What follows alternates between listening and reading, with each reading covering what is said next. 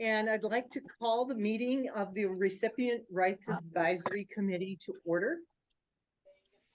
And the first item on our agenda is to approve the agenda for today, which is our recipient rights agenda. Is there a motion? Have a good day. So I just want to let you know what it was, so maybe you can watch it later if you want it or something. Okay. Well, I love you. Sorry that we're getting some.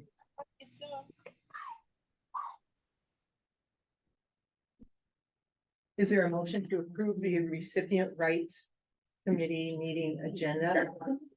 So moved. Or It's been moved and supported. Is there any further discussion on the agenda?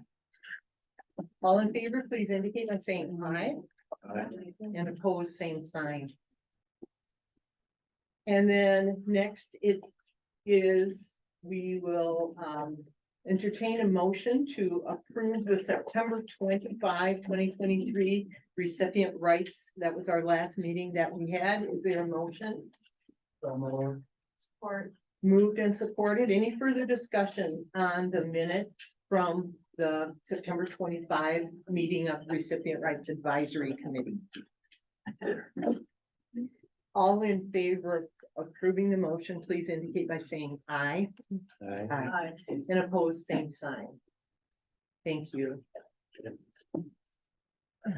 Next on our agenda is public comment. As a part of our Recipient Rights Committee meeting, there will be 2 opportunities during this meeting for public comment. There will also be 2 during our regular board meeting, which follows immediately after the Recipient Rights Advisory Committee. I know we may have some people who are seated in the hallway. Are there? No, we're good. Okay, I guess we're all in here. Thank you for being here. We set up a table and make a podium right here. And if you like to use that, you're welcome to. If you'd like to speak from where you are seated, that is fine as well. We ask that you limit your comments to 3 minutes. And that you state your name and where you are from. Are there any public comments at this time? yeah. Madam Chairman, is this agenda the one for this meeting, or is this for the meeting following this? Does it at the top, does it say CMHOC? There, I believe were 2 of them over there. Is there an agenda for, okay, I have the wrong one. Is there an agenda for this meeting? Yes. They should be right on the counter over here. Thank you. Thank you. Thank you. It's a whole packet. Okay. Is there anyone else who may have a I need another comment one, then. at Recipient Rights Committee meeting? Let me take them and I'll pass them out. I'll let you get settled, and I'm gonna ask if there are any online participants with a hand up.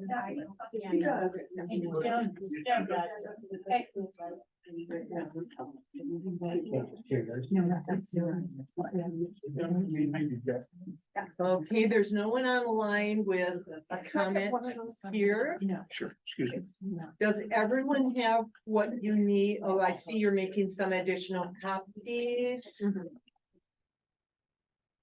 We'll get the rest. Anna's making some copies and we'll get those to you. Then we will move on to new business at this time.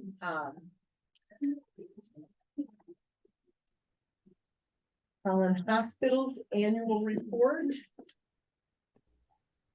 Good afternoon, everybody. Hi, Brianna.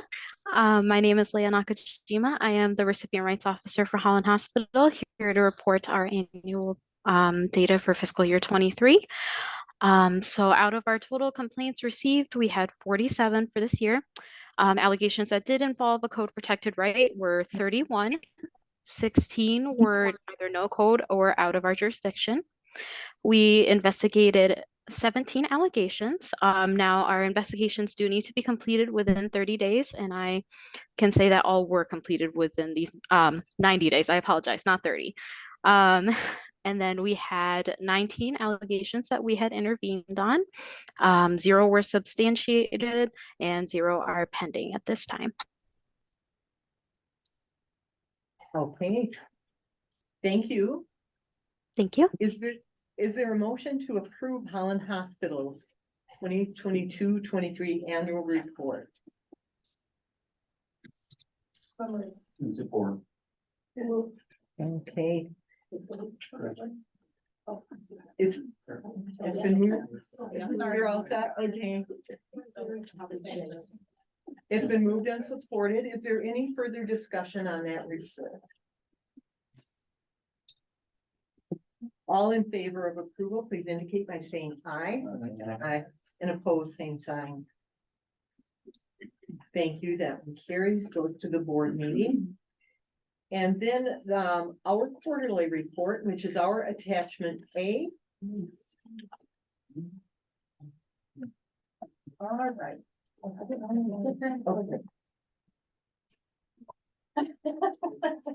Attachment A, in the packet, is it out of order? I have mine out of order. I don't know if yours is out of order. Oh, yes, I think your annual report is first, but that's okay. Don't worry. And then, This is gonna start. So this is just a summary, before we get to the annual report of activity from September, October, and November of this year.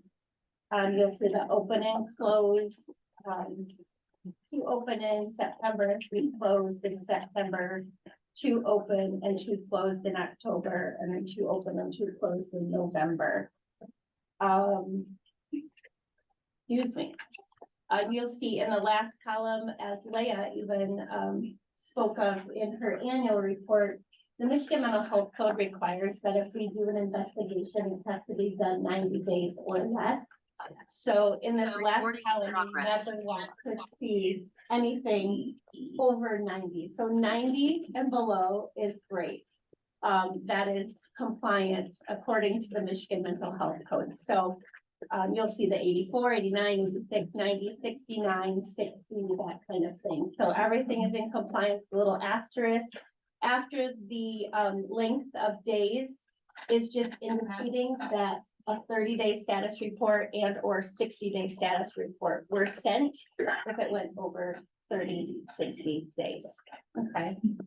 So that is the complaint side of for those 3 months. Incident reports, still getting a number of incident reports every month, which is a good thing that staff are reporting unusual things that are happening. So these are different than complaints. These are just unusual things. It could be slips and falls. It could be emergency room visits, unusual. It could be, you know, a behavior episode that is not typical for that person. It could be the police needed to be called. So September, there were 176 incident reports submitted by either CMH staff or our contractual providers. October, 250, November, 184 incident reports.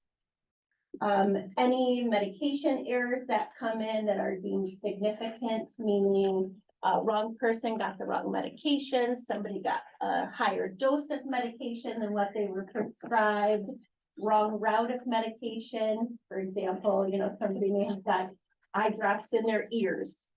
That would be wrong route. That's considered a significant medication. Those are followed up on by a registered nurse within our agency for coaching with the staff person who was involved, or staff persons who were involved in that medication error. On occasion, those significant medication errors could also turn into a recipient rights complaint, but as of this report, none of them did. And then the next portion is meetings. I still attend a number of meetings every month or every quarter. And then this was a completion of all the site reviews that I completed this year for the recipient rights portion. Of course, many more were done, but this is just the portion that I was assigned for 2023. So I did 49, and I considered them residential, but it could be contractual providers and specialized residential homes in that 49, so it could include some of our outpatient providers for therapy, so like our Bethany Christian Services would be included in that. Any of our ABA providers for autism, that kind of thing, those are included in the 49. And then I did our in-house Holland Hospital, our inpatient hospital. I do that every July. And then I also visited their partial hospitalization program. I think even just a couple weeks ago, I visited that. So I did 51 from February until, I guess, November, when we concluded. So that'll start again in February of next year. I'll start again with the ones that I had, just keep a rotation. I think that number, or the number assigned to me personally, the 51, will remain fairly stable. I might get one or two more that fall into like the Ottawa County catchment area.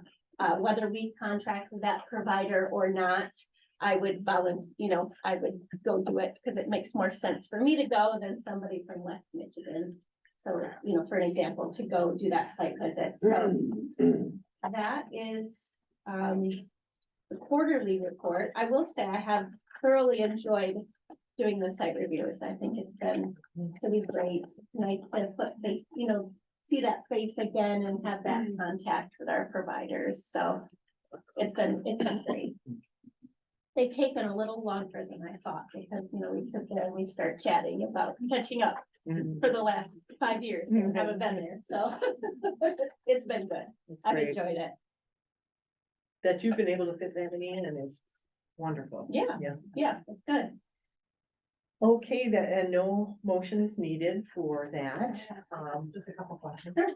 So under incident reports, you got 176, 250, and then 186. What were there? 250, kind of a little bit of an outlier. Did you see any trend? No, not really. I think back in the day, 250 was probably our norm. I was gonna ask you about that, yeah. So I think we're just, the 176, 250, 184, I think we're just starting to maybe get back to pre-COVID reporting days. So I think our numbers were a little. You have numbers. Yeah, I think our numbers were a little smaller when everybody was staying home, not going anywhere, because, there were no slips and falls. Or elopements while we're out on an outing, because we couldn't go anywhere, so. Yeah, so no, I did not see any highlights for that. About Amy, the Thank you. struggles with them even understanding potentially that structure. I'm thinking that might not be. No, I think people are just starting to talk and they diluted. Okay. Yeah, I don't think it's related to our. Okay. People having conversations, but unmute. Okay. It's all good. All right. Are there any other questions for Brianna about the quarterly report? Okay. Thank you, Brianna. Would you be willing to move on to attachment B, which is the annual report? I will. So, Leah and I do the very same format for the Michigan Department of Health and Human Services Office of Recipient Rights. This is what we're required to do annually. And this one does get passed on to you all at the next meeting for board approval also. So you can see at the top of the annual report, there's 3,471 unduplicated recipients that were served within this reporting period. So October 1, 2022 to September 30, 2023. I am the only full-time employee in the Recipient Rights Office at this time. We had 44 total complaints received for the year. I only do investigations. I typically don't do any interventions because I feel like the state requires similar work for interventions. And I also feel like investigations are just more thorough. So I do all investigations. So you'll see out of the 44 complaints, there were 36 allegations and I did 36 investigations. And 19 of the 36 allegations were substantiated. I have a 0 in the interventions, just because I prefer not to do them. It's just easier for me. Feel like I said, you put in the same amount of work. So I only had 6 no right involved and 2 outside provider jurisdictions. So no right involved could be somebody files a complaint about the food in our vending machine or something. You know, that's not a code protected right. Out of our jurisdiction, somebody files a complaint against their brother, their sister, their cousin, who is not a paid provider for mental health services. So I don't have jurisdiction over the person's mom, dad, sister, brother, that kind of thing. So that's what would fall into no right or outside of the provider jurisdiction. You will see that there were a few allegations of abuse.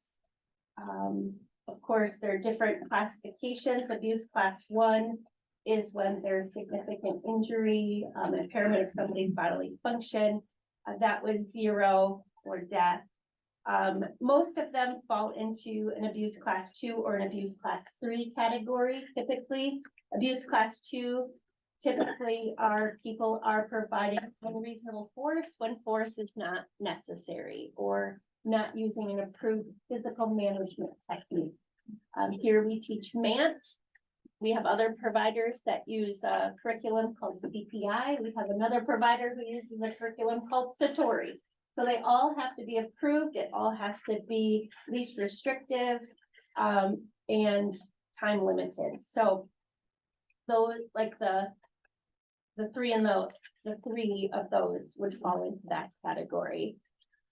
There was an allegation of an exploitation. I cannot remember the details about that, but that could be misuse or misappropriation of someone's funds or property. So it could be missing medications, it could be money, it could be, you know, somebody's taken somebody's shirts or pants or socks because they're not returning them, that kind of thing. Okay. And then an abuse class 3 is the verbal communication. So calling somebody derogatory names, swearing at clients, that kind of thing would fall under an abuse class 3. Then you go into the neglect allegations and you'll see there were 7 of those. So all of the abuse and all of the neglect allegations, if there is a substantiated abuse or neglect, the Michigan Mental Health Code, the law requires disciplinary action. And so that's at least a written reprimand just for your reference. If somebody sends me a written plan of correction and said, we did training with this person, I'll have to send them a note back and say, sorry, try again. You know, that doesn't quite meet the letter of the law. So we do make sure that is done. So you'll see, you know, there were no neglect 2s, but there were a couple neglect class 2 failure to reports. So that would mean there was an abuse allegation that somebody did not report immediately, because I don't see a neglect allegation that would correlate. So it has to be an abuse 2 allegation that they did not report immediately. And that means within 24 hours. And not just to their supervisor. It's not their supervisor's job to report it to the rights office. Our policy in the law says that you will report that directly to the rights office. And so that's where you get the 2 failure to report. They just didn't do it quite quick enough, or maybe not ever, and I found out about it. So they got a failure to report for that one. And then the neglect class 3s, those are typically a failure to comply with something in writing, a policy, a procedure, mostly behavior treatment plans. So if somebody requires one-on-one supervision and they were, you know, outside and the person was sitting at the table and they got into something, well, that's not what they were supposed to be doing. So that's what a neglect class 3 is, just not following a policy, a procedure, sleeping on duty type of thing. In all of those instances, there were no harm to any of the recipients in that. And then you see a failure to report. So obviously someone did not report that, or the abuse 3, one of the two in a timely fashion.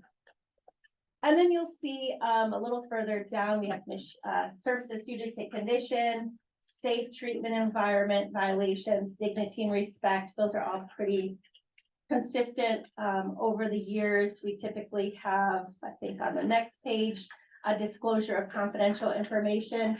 Those are everything that I've talked about are typically what's investigated most years. So every once in a while you'll have, you know, someone didn't get to use their personal property or something like that, or something related to a person's planning process or goals, objectives, but other than that, pretty consistent. And then on the next page, you'll see all of the substantiated rights violations. We have to give a detailed list of what happened, because I think you heard me say earlier, for abuse and neglect, it requires disciplinary action. So that the state office of recipient rights actually monitors those 19 substantiated violations to make sure that the remedial, or it says remedial action, but it could have been disciplinary action, fits the allegation that it's tied to. So there's should be 19 listed on that page. And then we did not have any appeal requests for the last fiscal year. And then the next page is my training. According to the contract that we have with the state, I'm required to get so many continuing education credits each fiscal year. And so you'll see that, should have brought my glasses, so I can't really see this, but I met it. I got plenty of continuing education credits. I literally cannot see them. But those, I get most of those credits every year. The state, Michigan Department of Health and Human Services, Office of Recipient Rights has an annual recipient rights conference. So this year it was at Crystal Mountain. It's a little long for my liking. It's like an entire week out of the office sitting in trainings, but that's where I get the majority of the continuing education, because they have to be approved by MPHHS-ORR. Otherwise, we have quarterly meetings through the Recipient Rights Officers Association of Michigan, which I'm a part of. I don't go to every quarterly meeting. I mean, I still have one daughter in the house that I kind of have to keep track of. Now she can drive, so it might be a little easier. But it's not always something maybe that I'm interested in the topic, so I'm not going to use my training budget to go to something that I just am not super interested in. Or maybe I've had that training at the annual rights conference and I just don't want to have that duplicative training. So there is plenty of training. It way exceeds what I'm required to meet. And it's kind of nice to see it captures every category 1 through 4. So that's kind of nice. And then we utilize, as you know, Network 180's online virtual recipient rights training for the 4-hour new staff hire training. So that is going well. That continues. I continue to offer to fill in and help when necessary. So that's, I've always been told, no, we're good. So that's going well. And then we have the 2023 annual recipient rights update, which all the contractual and all of our CMH employees themselves have to participate in every year. So the new 2024 recipient rights update should be coming out, I would imagine, January or February, very soon. So. And then there's just a few of the outcomes. They're the same as last year. I just kept them ongoing. You know, a lot of things ever really change in the Office of Recipient Rights. They're kind of status quo. I think they're all important things to just keep ongoing. I've really liked this year. We have this newsletter that comes out every month. So I've been putting a recipient rights tidbit in every month. And I really enjoy that. I think it's just nice just to just to keep it out there and just refresh memories about what recipient rights is and how to get a hold of me. And then the recommendation, of course, is to forward this report to your next meeting to the board for approval. So All right, lots of information. yes, thank you. And this does require a motion to approve and send it to our board meeting, which follows this. So is there a recommendation for that motion? Okay, and support? Moved and supported. Is there any further discussion on the annual report? All in favor, please indicate by saying aye. And opposed, same sign. Thank you. And item D, the policy review and training. Yes, all right. So these are the last 4 policies for this committee to review for 2023. You've gone through this entire packet in its entirety. This packet was reviewed, all the policies were reviewed by the Michigan Department of Health and Human Services Office of Recipient Rights back in July of this year when we had our tri-annual assessment. But these are the last 4 policies in this packet. I went through them again before I sent Patricia the agenda and all the policies. It all remains the same. Nothing was changed, so they're just revised. So, you know, change in type of treatment just talks about, you know, individual plan of service, the components, that the plan is kept current, modified as necessary. So it comes right out of this packet. Freedom of movement just talks about, you know, individuals have the right to move freely and not be restricted any more than necessary. And if there is a restriction that's necessary, then a behavior plan needs to be in place, unless of course there's an emergency, right? Like we need to do it because there's a real safety risk to somebody. But it just talks about people living in the least restricted setting, that if there is a freedom of movement restriction or limitation, we want those to be time limited and reviewed. So it's not like you can never go, you know, for an independent walk into town forever and ever, right? Until you no longer live here. It's just, you know, we want to review it and make sure we're not restricting people's rights any more than we need to. The communication, telephone, and visitors is pretty much just that the recipients of mental health services have the right to talk on the telephone, so receive and make telephone calls. To have visitors of their choice, to have a space to you know, privately meet with visitors. And it doesn't always have to be in that person's bedroom. It could be in the living room or an office somewhere if there's an extra space. But it just says, you know, I mean, literally number 4 says all we're required is that they live in a least restrictive setting, that type of thing. So, you know, all these things are just really great.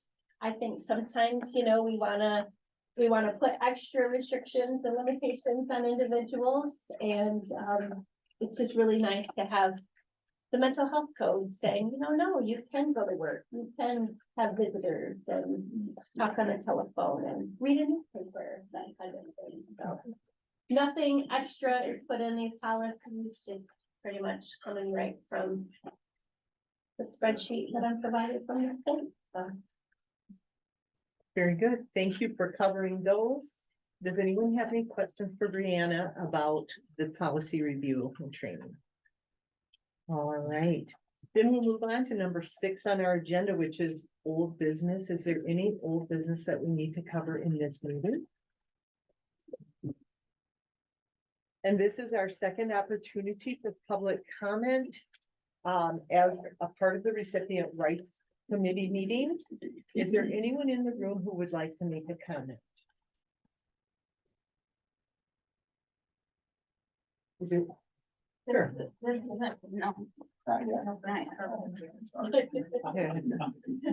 Is there anyone online who would like to comment during the recipient rights committee meeting? No one asked him. All right. And Our recipient rights committee meeting is now adjourned. Thank you, Brianna. Thank you. And at this time, I'd like to call to order our regular monthly Community Mental Health of Ottawa County Board of Directors meeting. And we will begin with our invocation, and Donna Bunce is going to do that for us. Let's pray. Father God, just thank you so much for a time to come together again and to talk about the needs of the people in Ottawa County. Lord, I just pray for all of them, Lord, whether they're struggling with food and homelessness or mental illness needs or whatever it is, Lord, that you just come around them and surround them with your love and your care and your compassion. Lord, I pray for this county. There's just so much that we are in need of, Lord. And I just really pray that we can just remember the reason for this season, and it is you, Jesus, for the peace and the love that you came to give to all of us. May we feel that in this room today. In your most blessed name, amen. Thank you. Item number 3 is noting our mission and vision statement. To give you a minute to take one more read of our mission and vision.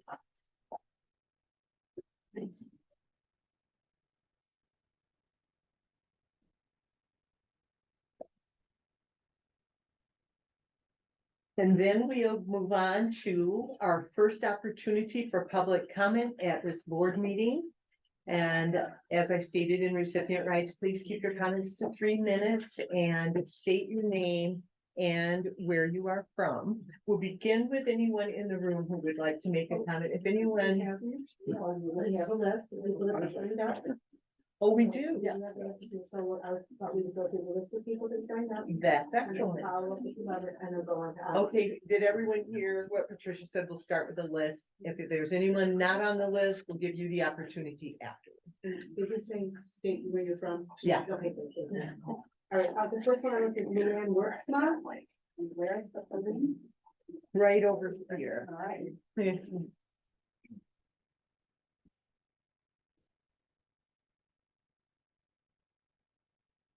I'm Luann Worksma from the city of Grand Haven. I've lived there for almost 32 years, but for the 17 years prior to that, I lived in 10 communities in 5 states, in all 4 time zones, but never in any of those other 10 communities did citizens pass a mental health millage, like the one that the citizens of Ottawa County passed overwhelmingly in 2016. Imagine people voting to tax themselves to help their neighbors who were struggling with mental health. I was so proud of us. And then this board followed up with thoughtful and appropriate investments and programs like the Momentum Center offers, where people struggling with mental illness can immediately access a supportive community with no barriers. I think everyone is aware how difficult it is, even when you have resources, to access mental health care. Waiting lists for therapy are long. Therapy and medication, even once begun, take a while to have effect. Times between appointments can feel like forever, and it can be grueling to endure. But the Momentum Center offers a clean, well-lighted place, if you will, where everyone can go every day and participate in recreational activities, support groups, employment training. Someplace that embraces and honors the individual and gives everything else they are doing a chance to work. And the Momentum Center has given us great statistics of the demonstrated results of this program and of the investments. But one statistic we can never measure and never know is the people who are still here with us, who haven't left us because they have this service to access. So they are here today because the Momentum Center was here for them, and you were here for the Momentum Center. So thank you for being here and to support the Momentum Center as it grew from a fledgling nonprofit to a strong, established force for good. You fostered a unique, cost-effective, public-private partnership that serves as a shining example of local people using local dollars to solve local problems. I'm here to encourage you to continue the county's financial support of the Momentum Center, but also to consider how our county can replicate this model in more communities throughout Ottawa County, because everyone deserves a supportive community. Thank you.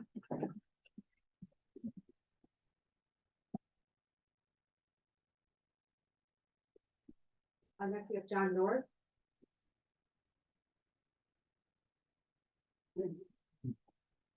My name is John North. I live in Spring Lake Township. And I want to speak about the importance of social recreational programs in creating a caring community for people with developmental disabilities. I've seen indications that some of you may consider these programs as expendable because they don't provide therapy. And that is not the case. My sister had a seizure disorder and she bore it with great shame. I speak for her. And I say that people with disabilities have an extraordinarily difficult time feeling that they are part of a community. Many feel isolated and alone, and they allow their disability to define them. In school, they may have characteristics that make them stand out, and we all know that children are not the most forgiving of people who stand out. In the workplace, similar things happen, and over time, people with disabilities may become increasingly isolated. At home, as children grow to adults, sometimes their behavior interferes with family life. Parents care for their sons and daughters with disabilities their entire lives. And the parents form the crucial stabilizing influence on their lives. However, occasionally, even family life breaks down and isolation is complete.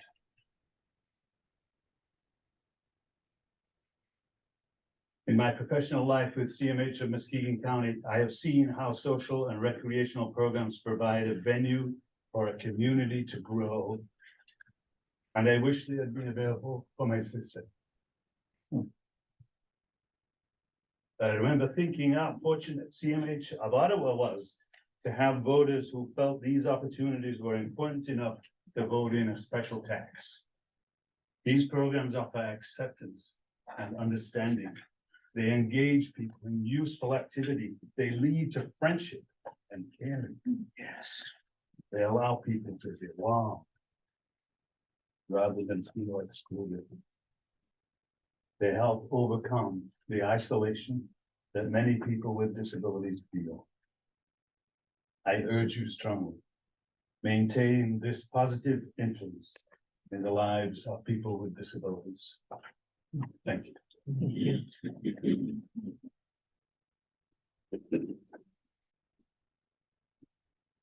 Next we have Tim Nagy. Hi, I'll speak from here. I can use my big teacher voice. I'm Kim Nagy from Jenison. I want to also speak on behalf of the great work from the Momentum Center and the community support for the social recreational programming, which is so vitally important to everyone. One thing we all learned in the pandemic was that we need each other. I recently retired, and for many years I considered leaving Ottawa County upon retirement because I have connections in other parts of the world. I stayed here for my community. And the Momentum Center is the place where I have been to programs, and I see that sense of community and belonging for people who really often can't find that elsewhere, as has been stated previously. I have a former student who is now 30 years old, who I just spent the day with. She has severe physical disability. She's legally blind. She also is on the autism spectrum. And I started taking her out for the day when she got a little bit older, when she was out of my classroom, because I wanted to give her grandparents respite. She was raised by her paternal grandfather and her maternal grandmother because her mother rejected her and her father was nowhere to be found. So these two grandparents, who happen to live in the same trailer park, trade this kid 6 months at a time. They have done that since she was an infant. And I take her for a day every now and then so that they can have a little bit of a break. She doesn't have a Momentum Center where she is. She's 30 years old. Her life is very narrow. She has a very small community of people, almost all of them my age or older, who take care of her and who build a community for her. Just think about a 30-year-old calling a former teacher that she had in elementary school to hang out for the day. This, the community provided by places like Momentum Center is so important in the lives of people. I so wish my Tories had them. So please continue these programs and please consider carefully how you fund things and be very careful about perceived threats to these programs. It puts everyone in a very uncomfortable place. And we did vote for a millage to support this kind of programming. I hope that you honor that. Thank you. Thank you. Yes. Executive Ruth Stegman.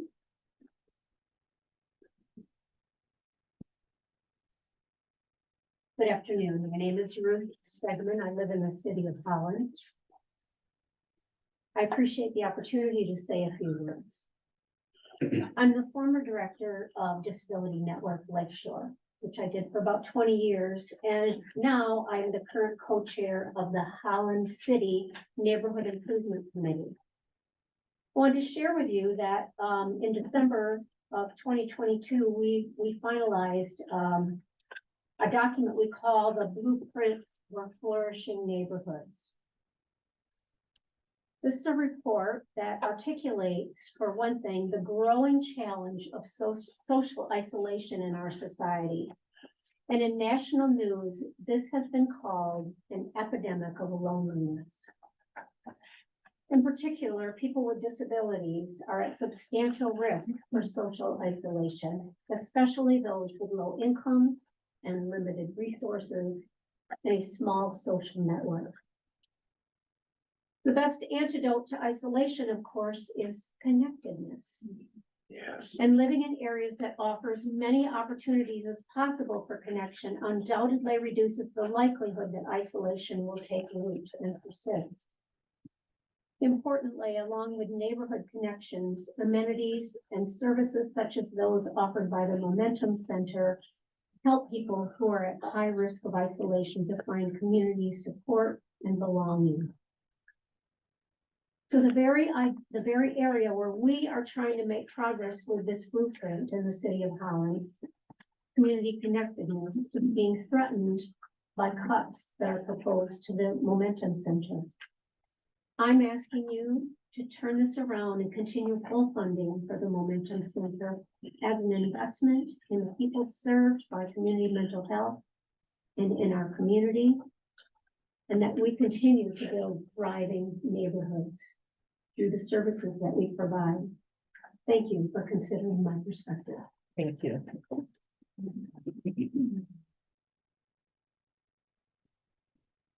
We have Karen Ovitz. We're gonna try just my big voice from here. How's that? Karen Ovitz from Spring Lake Village.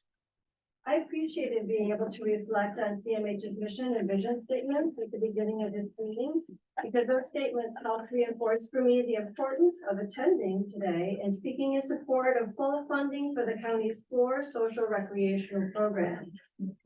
I want to remind this board that Ottawa County residents understood the need to ensure adequate funding for mental health services, including social rec programs, when we passed the 2016 millage for our community mental health agency. Ottawa residents like myself voted for that millage, not only because we understood it to be the right thing to do and cost effective for the long run, but also because we understood that social rec programs like those that the Momentum Center offers help remove the mental health stigma barrier that prevents so many residents who struggle with issues related to mental health and developmental disabilities. These programs also provide for these residents a safe and supportive community where they are fully visible and connected. The kind of community that helps decrease their risk of suicide, which I'll remind you again is one of the goals of your Community Health Improvement Plan from 2021. Those of us who observe Advent as part of our holiday traditions lit the 3rd candle on our Advent wreath yesterday, the candle that represents the theme of joy. I think a lot about joy, about its elusiveness, and about how critical it is to have access to joy, to be fully alive to our human conditions. So in the spirit of this season of giving, you as a CMH board now have the opportunity today to continue to give the gift of joy beyond this holiday season by voting to ensure the continued funding for all 4 social rec programs. But in providing that funding, you will give joy not just to those persons directly served. You will also make it available to all county residents represented here today who recognize our community thrives only to the extent that together we work to remove the obstacles that stand in the way of allowing each of us to find the kind of community support that leads to and sustains joy. Thank you. Thank you. Next we have Eric Sue. Sorry. Sorry. I'm standing here. It's in New Zealand Township. So you've already heard many people for the last months talk about Momentum Center and the other social recreation programs, how important it is to them, how it's helped their families, their friends. I have friends that frequent the Momentum Center, and it is critical to their well-being. The 2016 millage was overwhelmingly passed. We all know that. And I take that as a mandate that is important to the citizens of Ottawa County. What I observe going on is these tactics I've seen coming down from the big board over on Fillmore. And these morality means tests that are starting to work their way in. Are you an approved moral person? Is your lifestyle in line with what I think your lifestyle should be?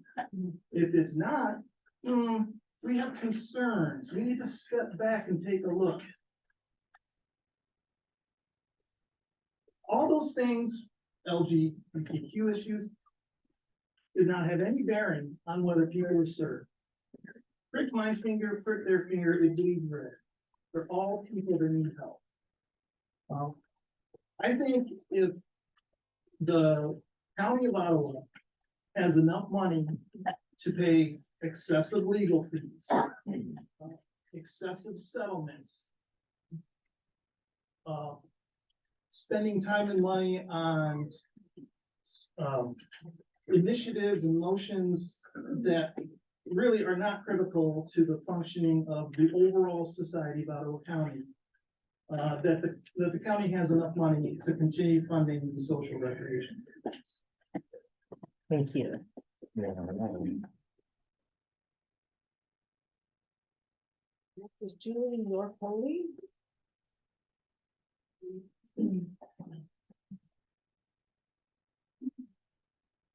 My name is Julie Markley.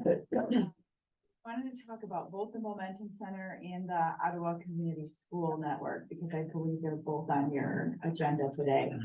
I agree with some of the comments that the last speaker made, and that people do need help, and that your LGBT status shouldn't determine whether or not you get help. But I also don't believe that somebody else's LGBT status or ideas should be pushed on you. And the Momentum Center has like LGBTQ affinity groups. They do political events, get out the vaccine events, and they are pushing their ideas onto the community, I believe. And I wonder why only one social recreation program brought their patrons here.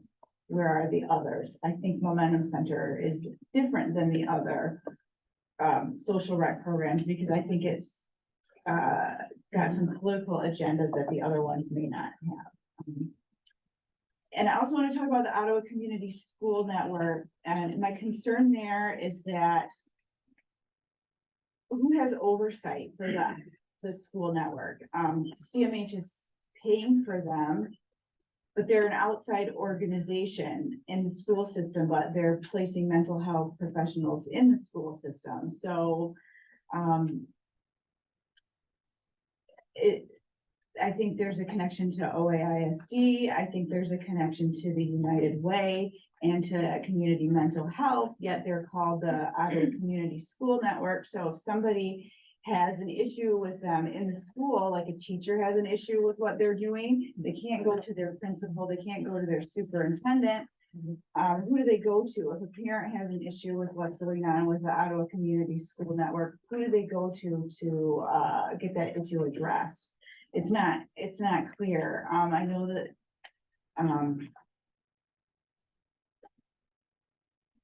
and then on their website, it said they were pushing community schools. So their definition of a community school is academic and social center where educators, families, neighbors come together to support innovative learning and to address the impact of out-of-school factors such as poverty, racism, and violence, which can undermine the effectiveness of in-school opportunities. For example, a health clinic can deliver medical and psychological treatment, dental care, as well as glasses or nearsighted children, and inhalers for asthma sufferers.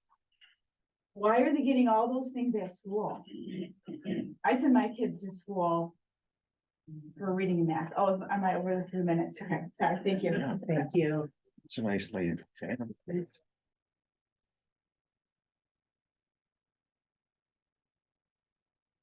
And next we have Virginia Greenlee.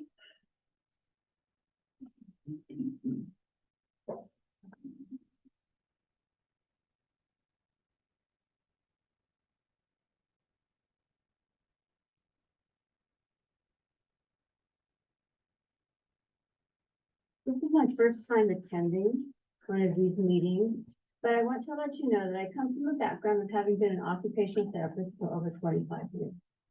So I worked with a lot of people with a lot of different conditions, including the DD, which now is called whatever you call it now, because it has a lot of different names, but developmentally disabled people, and we even had people living in our homes also. From what I understand, the Momentum Center actually started out as a church. Now we know there's a lot of churches out there that are involved in good causes, and there's nothing wrong with that. But there is a place for the church and there is a place for the government.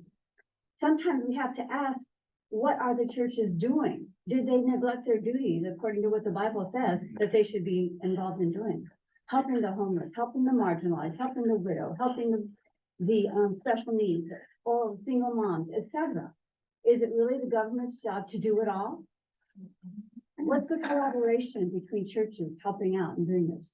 When we lived in Colorado, which was the previous state that we lived in before we moved here, there was a lot of involvement in, and every place has to find their own way to work with these people. But there was a place where a lot of people, these marginalized special needs people, came together and they actually met at a church. And they had a gathering there every week, and they had activities that were designed for them. And it didn't have to be one particular organization. I feel it's sort of not fair for the Momentum Center to get $24,000 a month as a 501c3. I could be wrong, but that's what I understand according to a contract that was signed, and I wasn't here as part of this during the millage. But there's other churches that could vie for some money. Is it the government's place to fund that, or to help these 501c3s that are known to be churches? And the grace, extended grace, is a church ministry doing business as a Momentum Center. It's one thing that's really truly only county, but when you've got these gray lines crossing over, especially when you have people that say you need to have a separation between church and state, I'm kind of concerned about that money that we are paying. I'm not opposed to good programs. I'm not opposed to moving people forward, but I am concerned about being a good steward of the money that our taxes need to really cover. And as far as people's accusations against lawsuits, it isn't because we're initiating them. You have to respond back when somebody else has filed lawsuits against our county. So in terms of the Momentum Center, again, It was part of a ministry, part of a Excuse me. church. As he laughs. Thank you. Thank you.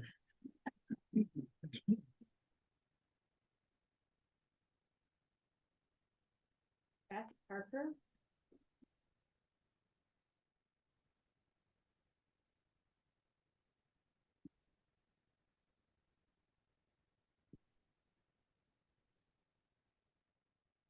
Hi, I'm Beth Parker and I vote in Zealand. And Kim talked about her teacher voice. I talk about teacher eyes. I am not saying anything important enough to be recorded. So if everybody could look up here so I know you're listening. And everybody, just about, look at your neighbor. If they're not looking at me, please poke them. Lucy. Thank you. Thank you. So the word isolation has been brought up repeatedly. I read a report today where isolation has the same effect on the heart as smoking 15 cigarettes a day. We are very concerned about this population, and it's all of our responsibility to take care of each other, not just the church or the church people. I am one of those church people, and I would like to remind you that other than we love the idea of baby Jesus being born this time of year, but God asks us to act justly, to love mercy, and to adore him.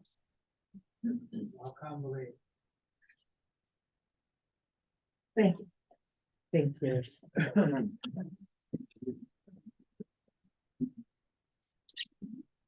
Tom Parker.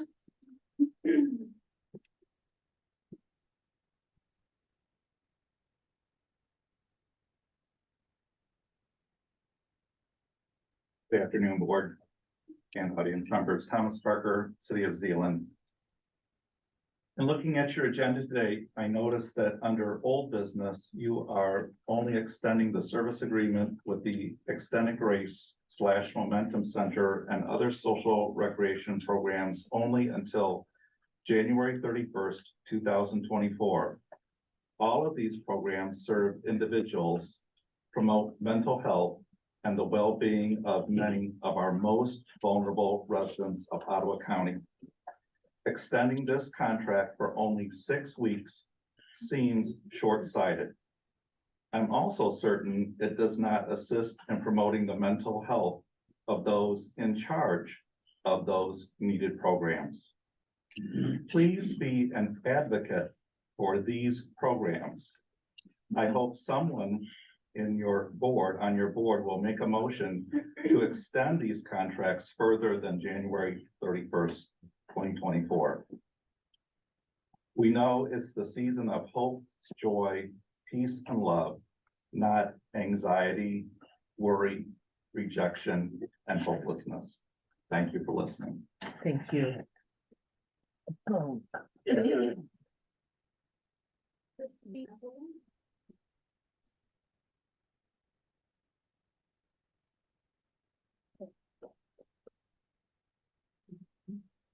Hello, I'm Christy Meppelink from Zealand Township.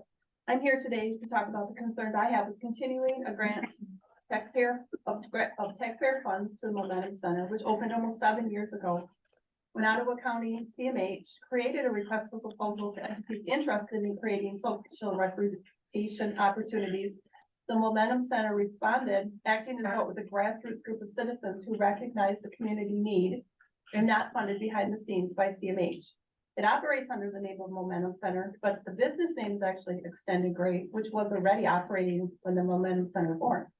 In the proposal paperwork, Extended Grace is identified as a social lab that focuses on social justice as well as a new expression of a previous church to marginalized people.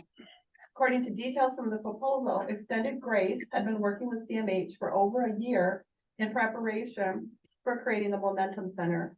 That doesn't sound like grassroots to me. Once the Momentum Center was established, they plan to be self-sustaining, but they're still relying on the county's continuing support. My understanding is today the Momentum Center receives $22,500 funding per month from the Ottawa County. And also receives a significant amount of funding from the Grand Haven Community Foundation. The leader of the Momentum Center calls herself the sex minister. The patrons of the center consistently be mixed into groups that aren't appropriate without qualified oversight.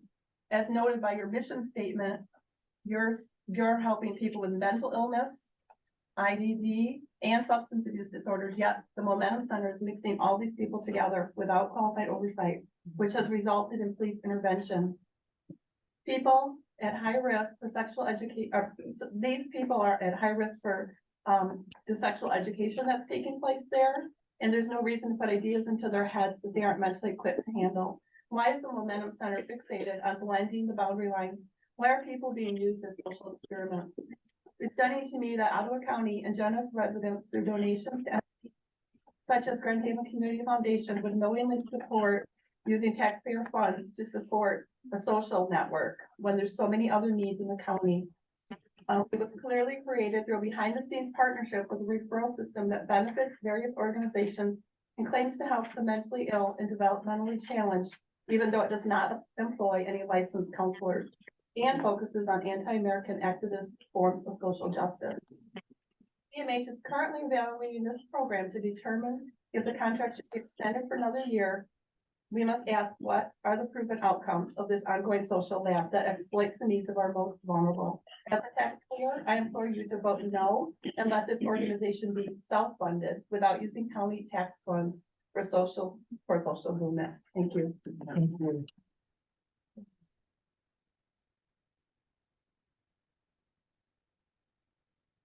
Patrick?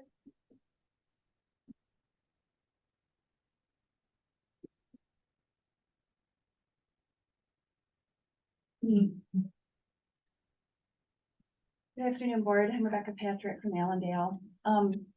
I've got some prepared remarks here, but I have to say respectfully, the previous commenter had a lot of allegations about, it doesn't matter whether it's about the Momentum Center or anything, but those types of things require proof. And before you act on any of that, if I were you, I would insist on seeing the proof of all of that. So my remarks, I'm here speaking in support of both of the items under number 7, agenda item number 7, the social recreational contracts, as well as the Ottawa Community Schools Network contracts for the social recreational programs. It's obvious that for some, these contracts are a concern, but the problem is we don't know what the concern is. All we know is that the programs are threatened by the instability of their funding. So I have a few questions I'd like to pose to you that may help us, all of us, think strategically through whether or not these programs are something that you want to fully fund for the rest of the year. First question, what types of services do the most to help keep people living in the community and out of the hospital? Second, what types of services do law enforcement and other first responders recommend when they encounter people in mental health crises? Third, what types of services can provide these benefits while reaching the most people for the least cost? Next, what type of services have the data to back up their effectiveness? Sixth, what type of services have broad community support and have had since the millage was passed in 2016, including support for expansion into additional areas of the county? The answer to all of these questions is, of course, the social recreational programs. I highly encourage you to complete the full year contracts for all of these organizations as soon as possible. Regarding the contract for the Ottawa Community Schools Network, I also urge you to complete it. It is nothing more than an optional, voluntary resource to help parents get what their child needs in order to succeed in school. I have heard some attempt to disparage this as usurping parental autonomy. But since it's all voluntary and optional, how can this be? Offering people help getting what their children need to succeed in school is not partisan. It's a wise investment in our future. Thank you for your time. Thank you.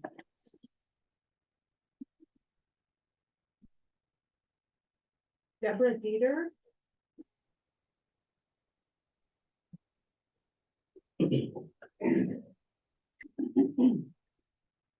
Hello, my name is Deborah Dieter, Grand Haven Township. I just wanted to start by sharing a little bit of data from Greater Grand Rapids Scanner calls page. These numbers are based on what she hears, so it could be more. For Ottawa County, there have been 27 suicides this year. 27. The average age is 40. 95% were males. 5% were females. 7 of those were right here in Holland. 2 of them were teenagers, only 19 and 17. I'm speaking today not only as a lifelong advocate for people with disabilities and mental illness, but as a parent and a friend. The stigma and isolation we often feel is exacerbated when struggling with a mental illness or disability, and we must do better. There are drop-in centers, camps, and community programs for people with a disability, but we lack in places for those with a mental illness. The Momentum Center has created an inclusive, safe space for not just adults, but also children struggling with a mental illness. A place where hope can be found in the new friend you meet, a place where you are seen as a person and not just a diagnosis on a sheet. We must prioritize and destigmatize discussions around mental health. Funding the Momentum Center will continue to show that Ottawa County is committed to investing in accessible mental health resources. These funds will ensure equitable access to treatment, foster a supportive environment, and collectively contribute to a healthier society. Why is Ottawa County committed to veterans with a mental illness, but not everyday citizens? My son will be utilizing the Momentum Center. This program has given him a different purpose, a hope that neither I nor anyone else can give him. That comes from those who know and understand the struggles he faces. Thank you. Thank you. Yeah. Judy Cohen. I'm Judy Cohen. I live in Grand Haven Township.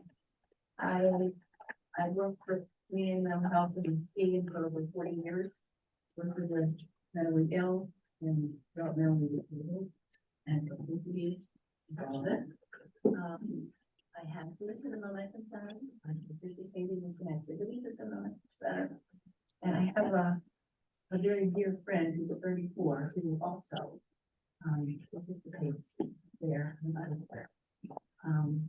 Very, very important from my perspective for there to be a place that does provide these social and recreational activities. For somebody to say, well, there's no therapist there. Yeah. A therapist does not do social recreation. That's not what they're for. We're gathering folks together.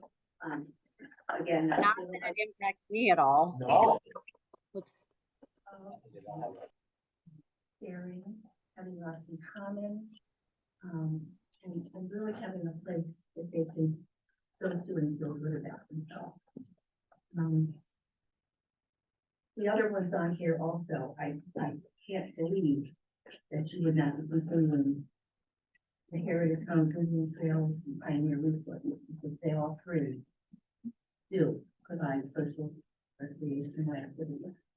And the wonderful agencies do provide wonderful service. So I just wanted to share. Thank you.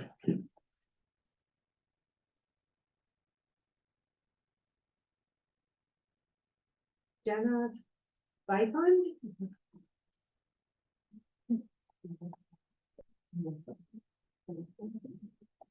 Jenna Bicon, Spring Lake Township. And I have a letter from a member who gave me permission to read it. The Momentum Center has been life-changing for me. Before the center, I had very few friends and spent much of my days alone. I was often depressed and lonely. I didn't have things to do. Once I found out about the center and started to go, I was so excited and finally found a place where I belong. I have friends there who care about me. I have a place to go during the day to do fun activities like bingo, movie nights, and outings. And we do have a bus that's wheelchair accessible that we do take on outings. And thankfully with community support, we were able to fundraise to buy the bus. Otherwise, we wouldn't be able to take anyone in wheelchairs out in the community. So I think that was in 2018 that we did that. So very grateful for that opportunity. As a person with special needs, I often don't fit in social settings with typical people. At the Momentum Center, they accept me for who I am, and it's a place where I can belong. So as you can see, many members and lots of testimonials that have been given have really impacted.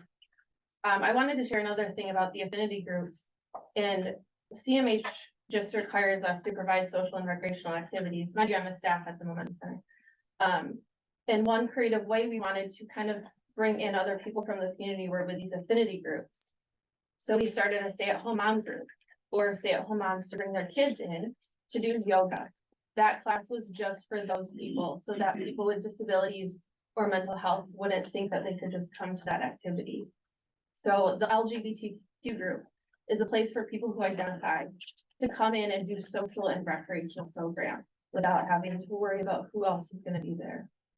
These other groups, movie meetup, we've tried to do several other ones, are just a way to reach more people. And so again, they're only social and recreational doing activities. There's no therapy, there's no counseling, there's no support involved in that. That's it. Jennifer. Thank you.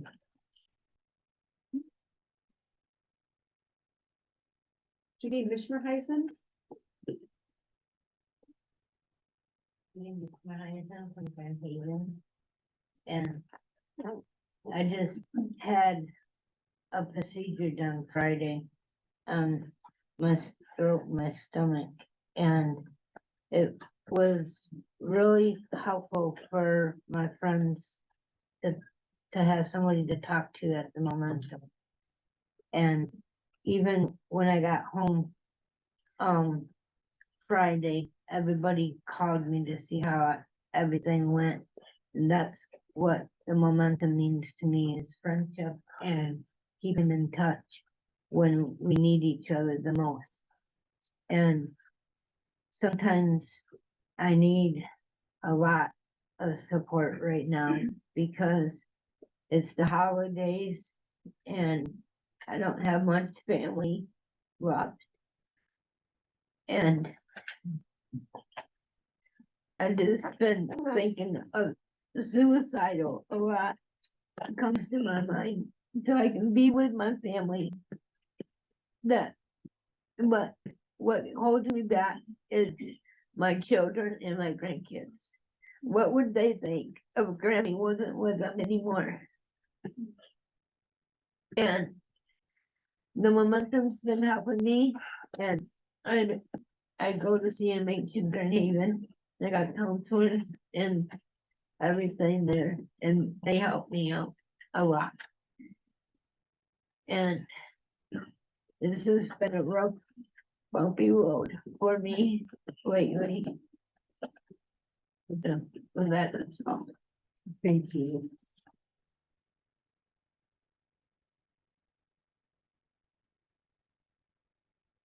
Bruce Gordon. I'm Bruce Gordon, and I'm a member and a volunteer at Momentum. I teach a stretch class. And with regard to your undocumented information and hearsay, come in and spend a day and look at that program on a visceral level. Look at it in detail. Look at it in scrutiny, instead of all of these undocumented generalizations and pseudo moral implications. Okay? I'll point you to the wall. This program is going to stay open. I'm talking to you. Okay?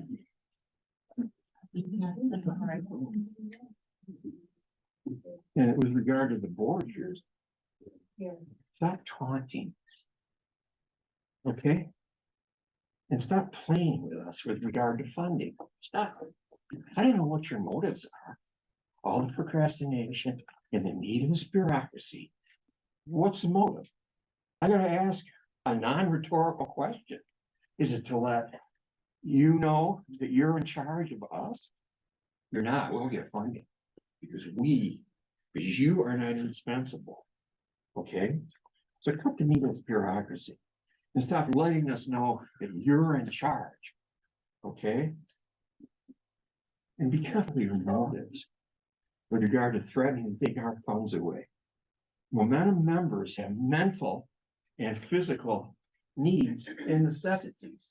Understand that? Okay? Visual art is what I promote in the program. Is a fair size of the momentum program. Visual art is a civilizing force in a chaotic society that we live in. And you're gonna cut it off, you're gonna add to the chaos. Okay? So do the right thing and continue the funding. Okay? Thank you, everyone. Thank you.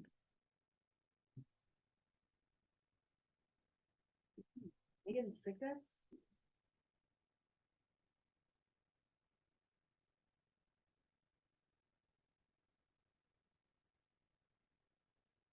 My name is Megan Zickus.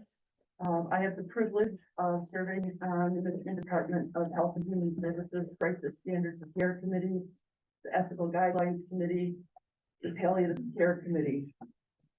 I'm also a former healthcare worker, attorney, bioethicist. But today I'm here because I'm a big sister. My brother and I survived a traumatic, abuseful, and neglectful childhood. On October 22nd, Jacob John Pope, 49 years old, 9 days after his birthday, was found by police answering a welfare check. They found my baby brother dead on his couch. We were called to ID his body, and to be fair, he looked very peaceful. He had arms tucked behind his head, and it looked like it was the first bit of peace that he had had in decades. While he had always suffered from depression, after he enlisted in the army and served in Bosnia, he had a nervous breakdown. He spent the next 30 years in various therapists, centers, shelters, and VAs all over the state. One time getting kicked out because of his delusional disorder, he wouldn't turn his phone off. I didn't know it was possible to get kicked out of a homeless shelter. One time at the VA, they held him for 3 weeks, believing that he was a physician, and he had them convinced that he was a practicing doctor. I am here today because there are people who are homeless, lonely, and suffering from mental illness who cannot be fixed. They can only be fixed by God, but they have to be cared for here on earth. It means that veterans, their families, and others whose wars and atrocities happen in homes and in Ottawa County deserve our compassion. Yes. Those who suffer, like veterans who fought for the freedom for us to sit here today, and others whose battles are in their homes and their hearts and their heads, need you to honor their angst with compassion and cash. There, but for the grace of God, go I. Thank you.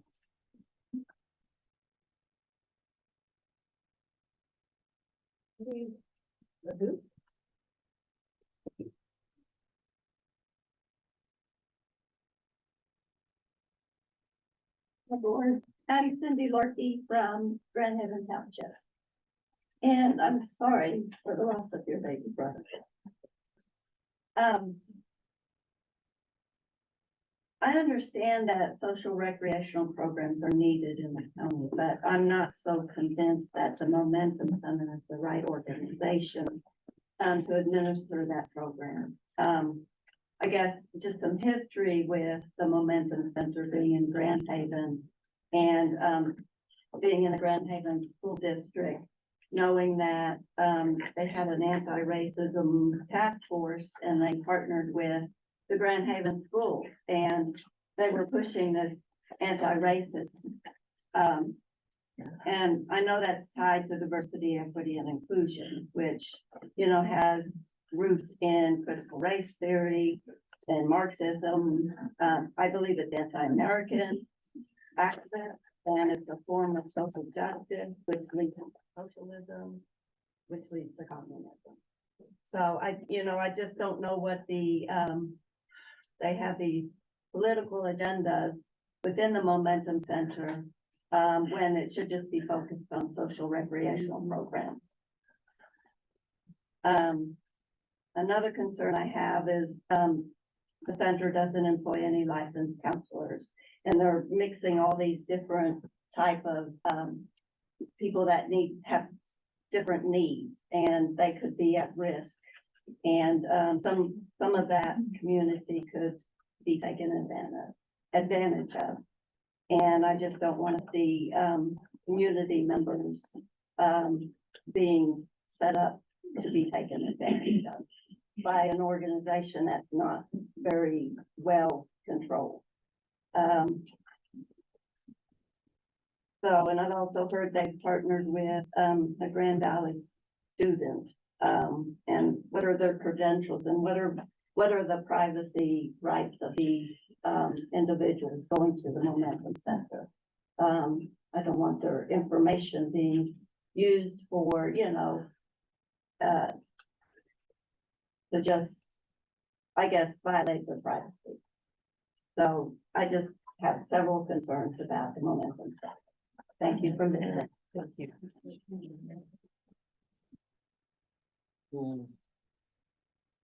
Rosalie Austin. Rosalie Austin, City of Holland. I'm about the equitable funding of all for different social rec programs, and how are requests for proposals accepted, or how do people find out if they can create alternatives, especially to serve the older adults that age out of Ottawa area. Also isolated from the greater community. Momentum's a great place for some people, but it's not suitable to meet the needs of my daughter and many like her that have nowhere to go really in the community. We're trying to create those things, but that population is severely underserved. Like on the east side of the state, there's Friendship Circle and STEP programs. We need the Can Do back. What else? Where's that place in Lansing, Peckham? We talked about that. What about doing that sort of service providing instead of just focusing on Momentum, $290,000 a year? And what are the outcomes? Oh, and the Consumer Advisory Committee, I guess, meets every other month. That was supposed to be quarterly, but where does this take place, and how are people made aware that there is a Consumer Advisory Committee? I didn't know. Thank you. Look a little deeper.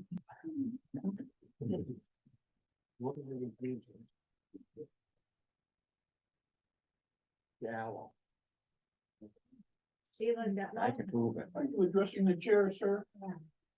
I'm dressing the whole room. That's not your place here. Okay. My name is Sheila Devos. I live in Holland Township. A lot of people today are speaking in support of funding for the Momentum Center, and I echo that support. I visited Momentum Center during their open house a couple of weeks ago, and I strongly suspect that those of you who oppose the funding for this use have never been there. I challenge all of you, if you have not been there, and especially those of you who are making decisions on the funding, to visit. You eat your buggers. Vision statement that's right there at the top of today's agenda says that you strive to enhance quality of life for all residents. There's hardly any program in the county better prepared to achieve that with better results than the Momentum Center. In fact, the results portion of their annual report, which I just got in the mail today, notes that members report decreased depression, anxiety, loneliness, and feelings of stigma.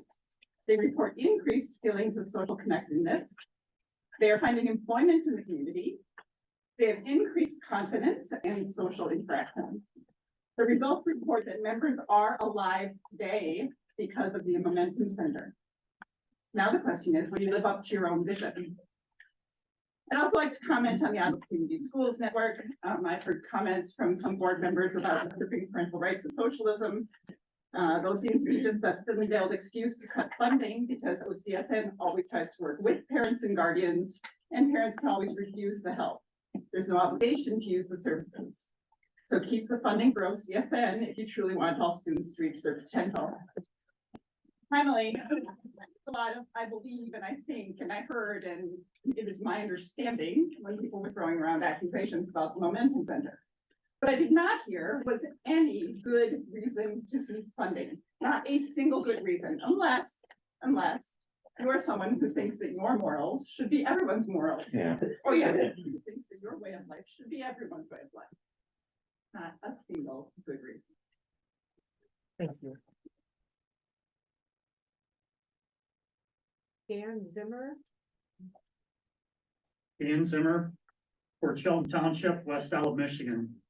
Listening to mental health peer key discussion on Michigan Public Radio stateside, December 12, was informative and insightful. The 22 pages of House Bill 4707 is far too much to unpack here. The key takeaways were national standards versus individual insurance provider qualifying standards, insurance industry gaps in coverage that contain loopholes, barriers, delay tactics to obtain coverage, and also the limited type and duration of treatment available to those that pass through the qualification maze. Many needing services end up in emergency rooms for lack of community resources or services. Discussion continued concerning accessibility, availability, and affordability, and the systemic relationship between the three. Discussion continued with the two-tier inequity of those with and without financial means to obtain legal services. The early intervention data shows cost savings, life-altering, life-saving results. In the absence of adequate and timely treatment, many land in the criminal justice system. As discussion continued, it was heartbreaking to know some families are pushed into child welfare services and abandoned children to get the services needed. The Momentum Center is a community resource portal that deserves the acknowledgement, respect, and funding to continue the service and support it provides.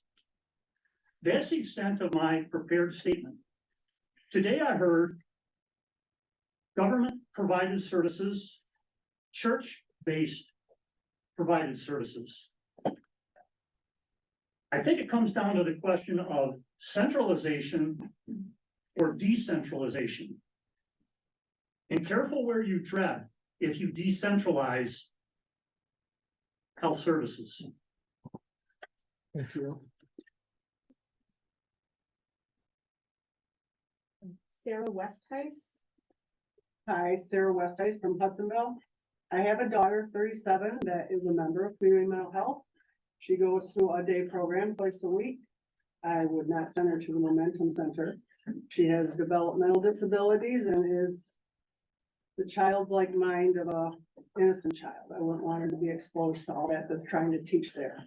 And it makes me sick to see these IDD people being used month after month. If bringing these people to community mental health meetings considered a social outing, ask yourself who is the main beneficiary of their efforts. And why aren't members from the other Ottawa County Social Recs program here and giving public comment? I'm glad they're not. The Momentum Center portrays itself as grassroots and said it would be self-sustaining. Over 22,000 per month is difficult to get up. How else is the IDD population the Momentum Center claims to help being hurt by them? Do you know they are being studied? How much money does the Momentum Center receive for experimenting on their patrons? Are the IDD individuals getting paid? No, they are considered volunteers. Are they a free cleaning crew? How else are they volunteering in ways that saves the Momentum Center money on expenses? Effective fundraising relies on emotional arguments. Helping vulnerable people is a very effective emotional argument. Is the Momentum Center using vulnerable people to get rich donors to open their wallets? Vulnerable individuals are being mixed with unstable individuals. Isn't this a formula for disaster, or is it triggering individuals a goal of implementing studies on how people can control and regulate their emotions? How many times have the police been called to the Momentum Center? We have read all about the substance abuser who gave autistic individual marijuana-laced chocolate that resulted in an overdose.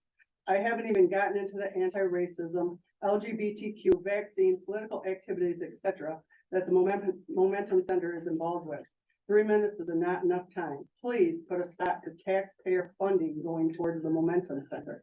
Yes, they all need a program, but they don't need ideologies pushed on them and being used. My daughter does go to a social program and she's happy with that one. So there are other programs out there that they can go to. It's not like you're cutting them off from the program. Thank you.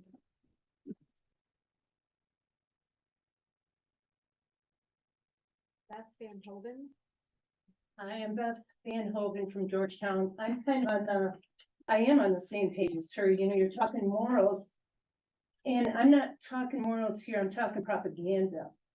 When I look at in 21 Grand Haven area public schools, use the Momentum Center's book list prepared by the Anti-Racism Task Force as a basis for Martin Luther King Day studies. December 13/21, Mary Jane Evink and Barbara Levin-Horson from the Momentum Center discussed collective action by having a large group of activists attend a school board meeting. In March 22, 3 representatives from the Momentum Center spoke at the Grand Haven School Board meeting and supported DEI initiatives, anti-racism, in opposition to parents who were concerned about bugs. Brian Wheeler, the Grand Haven Public School Assistant Superintendent, accused of embezzling over $1 million from Grand Haven area public schools, was on the board at the Momentum Center. In August 2020, Barbara Levin-Horson sent an email to Grand Haven Public School Superintendent Andy Engel requesting assistance with identifying someone from the Grand Haven system to sit on the anti-racism task force to launch a series of town hall meetings on race and racism. Beginning in October 2020 through at least July 21, the Momentum Center used the Grand Haven Public School Zoom system to conduct anti-racism task force meetings. I hear these people speak. I have a 36-year-old developmentally disabled. He's dual diagnosed. And he needs a place to go, not this place. I left a hospital because of this DEI and this push on anti-racism. My child doesn't need that. He doesn't go in, he doesn't identify colors of skin. You know, if you want to do good by these kids, do something just honest and straightforward, not the propaganda that goes with it. Thank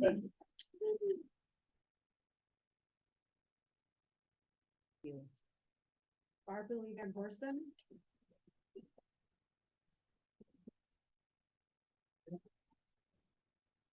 Barbara Levin-Horson, City of Grand Haven, and the Momentum Center. First, I want to acknowledge the members, our members and their friends and family members who have taken time out of their own schedules and activities to help educate you, the Community Mental Health Board, about the work we do and the impact it's having. And I want to underscore that conversations about services in our community are not theoretical. What we decide to do and what we decide not to do will have real life ramifications on the lives of the most vulnerable among us. Next, I want to thank CMH for entrusting us with the care and delivery of the social and recreational program you helped design.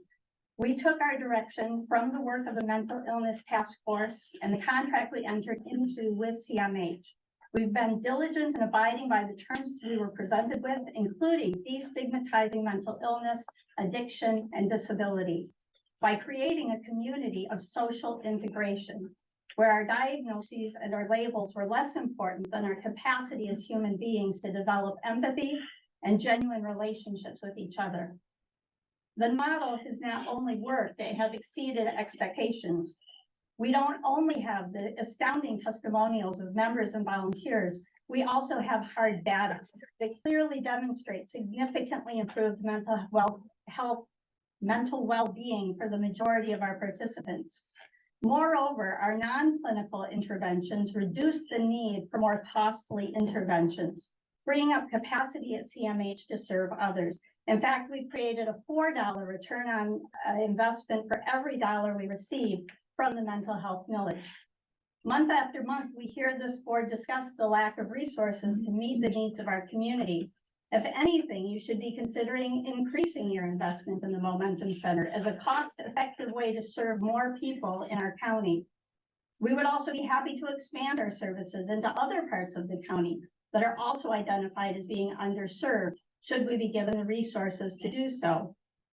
While we've seen tremendous success with this model and wish to share it with other municipalities across the country, we also understand that this board may be rethinking some of the parameters of the program. If the philosophy of integration has indeed changed, we're more than happy to make adjustments to the CMH social recreational program that we as directed by CMH. For instance, I think offering some program options only to the IDD community and others only to the MI community is a good way to create specific peer groups and increase overall participation in the program. I am confounded by the fact that a small contingent of people are intent on destroying the work of the Momentum Center. They've worked diligently to spread lies and mischaracterizations of our work. And I have attempted time and time again to provide truth. Barbara, your time has Oh, elapsed. okay, Thank you. thank you.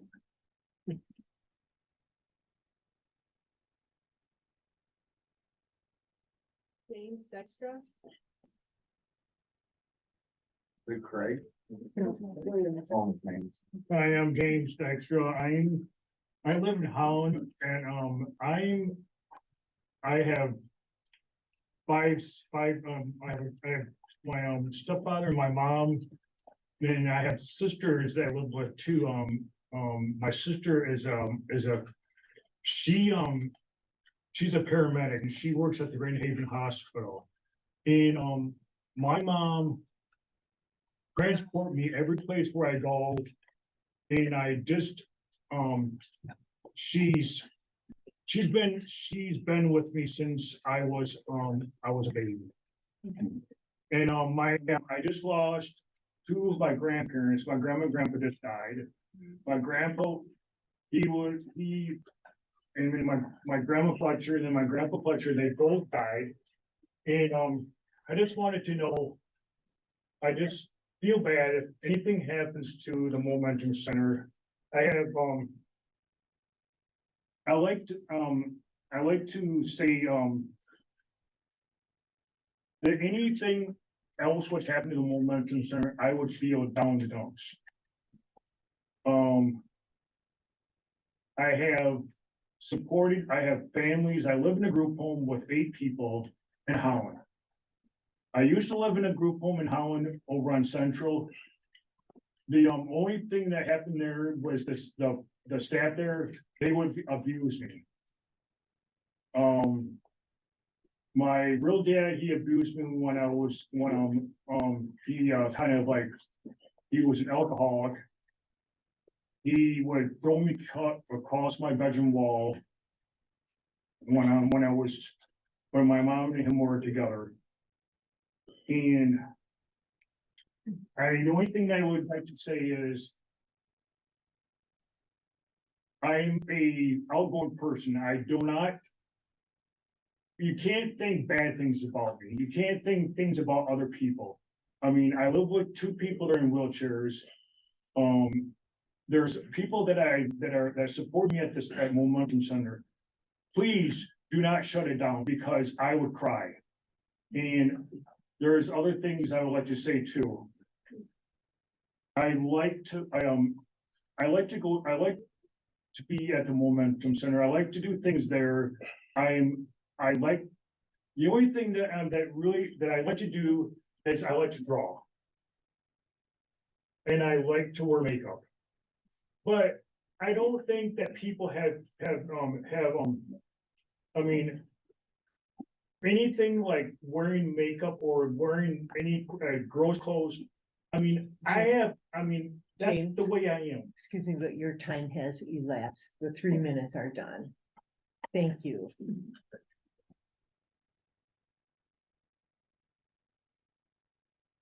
Craig Geiser.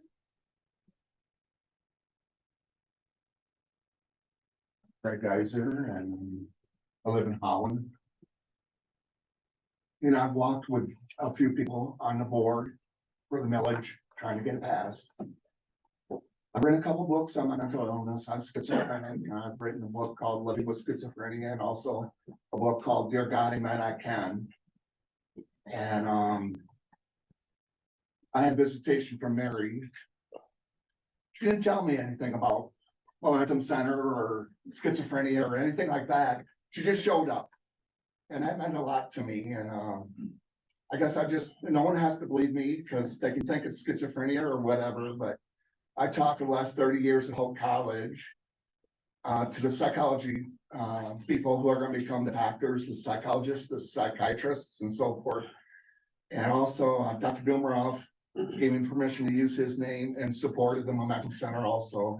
He's a big fan of it. And when I'm up on the psych ward, I tell people about the Momentum Center. When I'm at Hope College, I tell people about the Momentum Center and so forth and how it's helped me. And my brothers appreciate the Momentum Center. I'm sorry I'm shaking so much, but that's part of my meds and being nervous today. And also,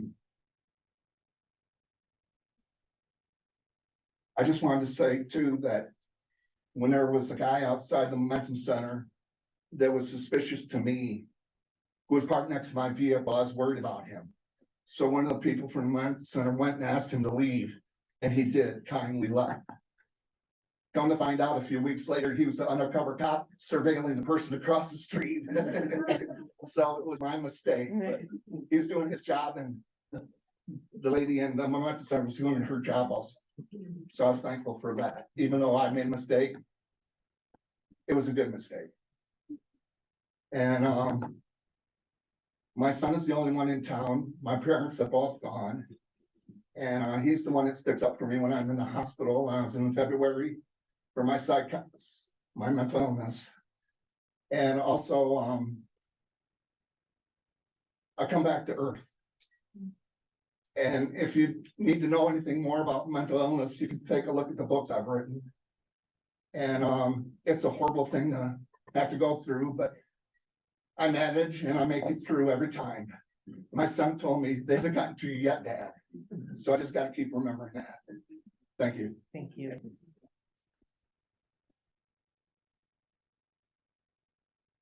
Hope Stahelski. I'm Hope Spielski. I live in Holland. I'm here to speak about the Momentum Center. I believe you should renew the funding because I really like it there and it helps with my mental health a lot. It is somewhere I can go when there is nowhere else to go. If the Momentum Center went away, I would just be sitting at home isolated in my depression. Please renew our funding. Thank you.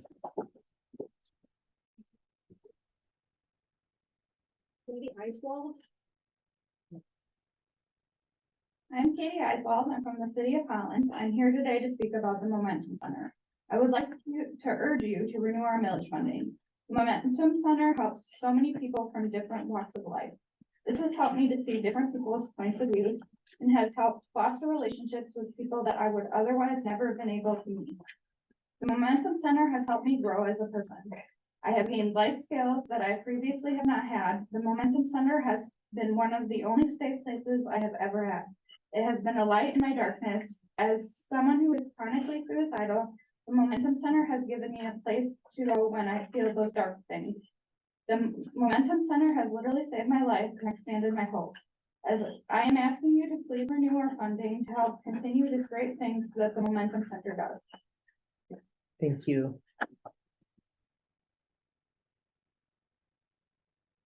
Caleb Higgins.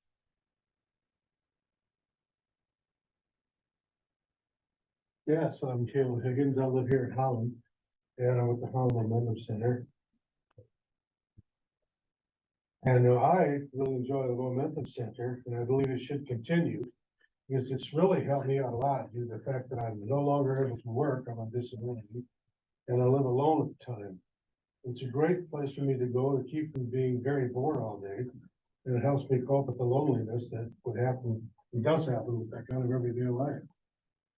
And also it's educational. I've really learned a great deal with the Momentum Center because like they do films and documentaries on the histories of the holidays and on feminism and even one about a tough guy in it. That was very enjoyable.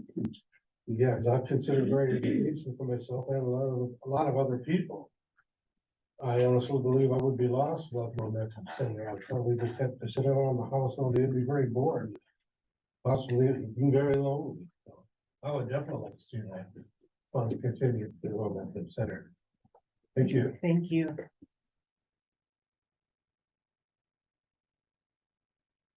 Julia Davy? Good afternoon. I'm Dr. Julia Davy and I'm from Rodstown. Until my retirement about a year and a half ago, I practiced general pediatrics in Grand Haven for 27 years.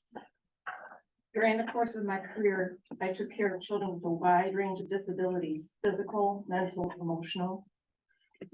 One of the things frustrated me the most is the lack of services for children with social and emotional difficulties.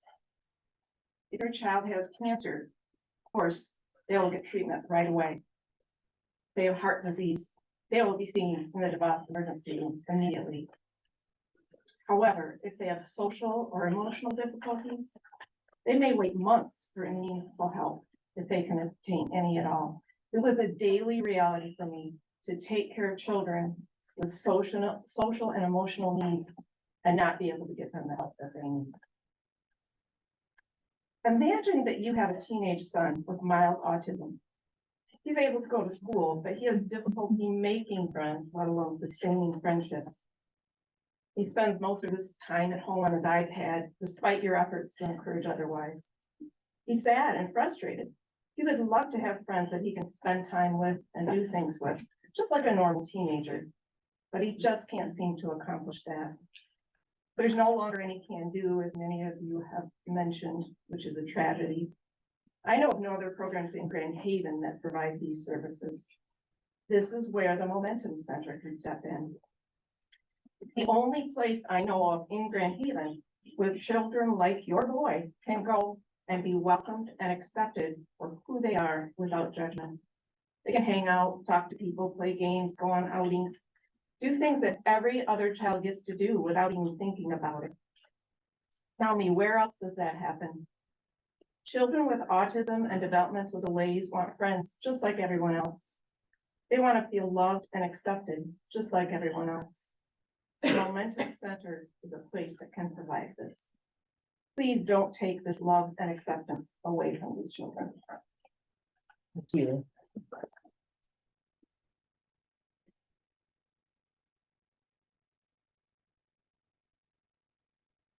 Luke Center.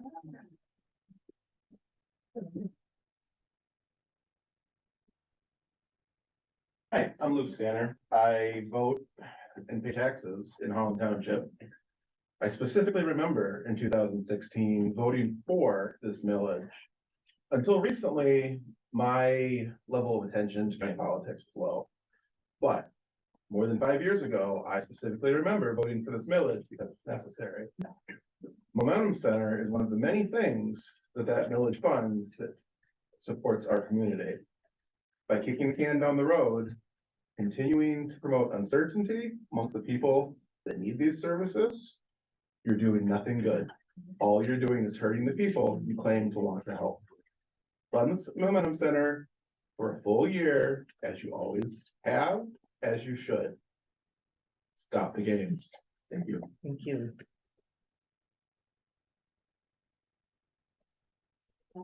Okay. So if you want to move first and then. Okay.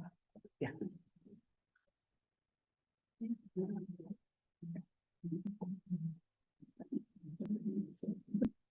I'm Jim Coker and I moved to Grand Haven a couple of years ago. I am a retired bishop's assistant and I'm a national staff person of the Evangelical Lutheran Church in America. So I can speak to you with facts, not opinion. What you know today is the Momentum Center began because we started a mission congregation there, not a congregation, but a mission. The Momentum Center was never a church. It was a mission of the Evangelical Lutheran Church. You try to decide how it will grow to become a congregation, and then it becomes a church. That never happened. Why didn't it happen? Well, because a church deals with word and sacrament. I'm also part of Lutheran Social Services, the Samaritans for the state. We deal with the social services that the churches expect us to do. And that, by the way, that's the largest social agency in the state of Michigan. Well, what happened in discovering this mission? What discovered is that the person going there, who's in this room, saw the needs of taking care of those who were disenfranchised, those who had illnesses, those who were broken, those who were dealing with addiction, and those who were lonely. You know what? We supported that for each year, giving it less money. And finally, we said we can't afford to do that. So it never became a church. And the Evangelical Lutheran Church stopped it. The reason I'm involved there today is because I'm a retired Lutheran pastor that's doing the thing that I feel is most what Jesus Christ would be doing today in this present world. Not looking for votes, not looking for support, but doing what is necessary to deal with the issue of isolation. Momentum Center, from my perspective, only reason I wanted to speak is I've heard we say things about the radical Lutheran Church. I forgive you. That's what my task is to forgive you and to move on, even though it's painful. But I had to speak today, and I wasn't prepared to speak, but I wanted to speak to let you know Momentum was never a church because we wouldn't allow it to be organized because they couldn't pay their own bill. And out of it came this, what you know today as Momentum. Thanks for listening. Thank you. Is there anyone else in the room who would like to speak? Madam Chairperson, my name is Jim Kuiper. I'm a resident of Holland Township. I'm a precinct delegate in Precinct 5. I've not ever been to one of your mental health meetings prior to today. I've heard a lot of discussion about the Momentum Center, which seems to be the center of all activity at this point. The basic concept, according to the mission statement, I'm totally in support of. There are people in our community who need our services. I 100% support people, support our efforts to help those people. However, now I need to get better educated on this, but there are elements of the Momentum Center that are totally opposite of my beliefs. I believe that it's the position of the family to help their children and to educate them. And this kind of ties into this school business too, I believe. It's the function of the parent who is charged with the growth and training of their children. And the schools are to assist, not in competition with the parent, but in conjunction with the parent. And ultimately, the schools need to reflect what the parents believe. I think it's high time we all get involved, not only here in this room, but in the entire community, educating our people on what's going on in our community and get a broader perspective of some of the things at the Momentum Center specifically. I intend to do that, and I'm going to hold further judgment at this point, but those are my thoughts. Thank you. Thank you.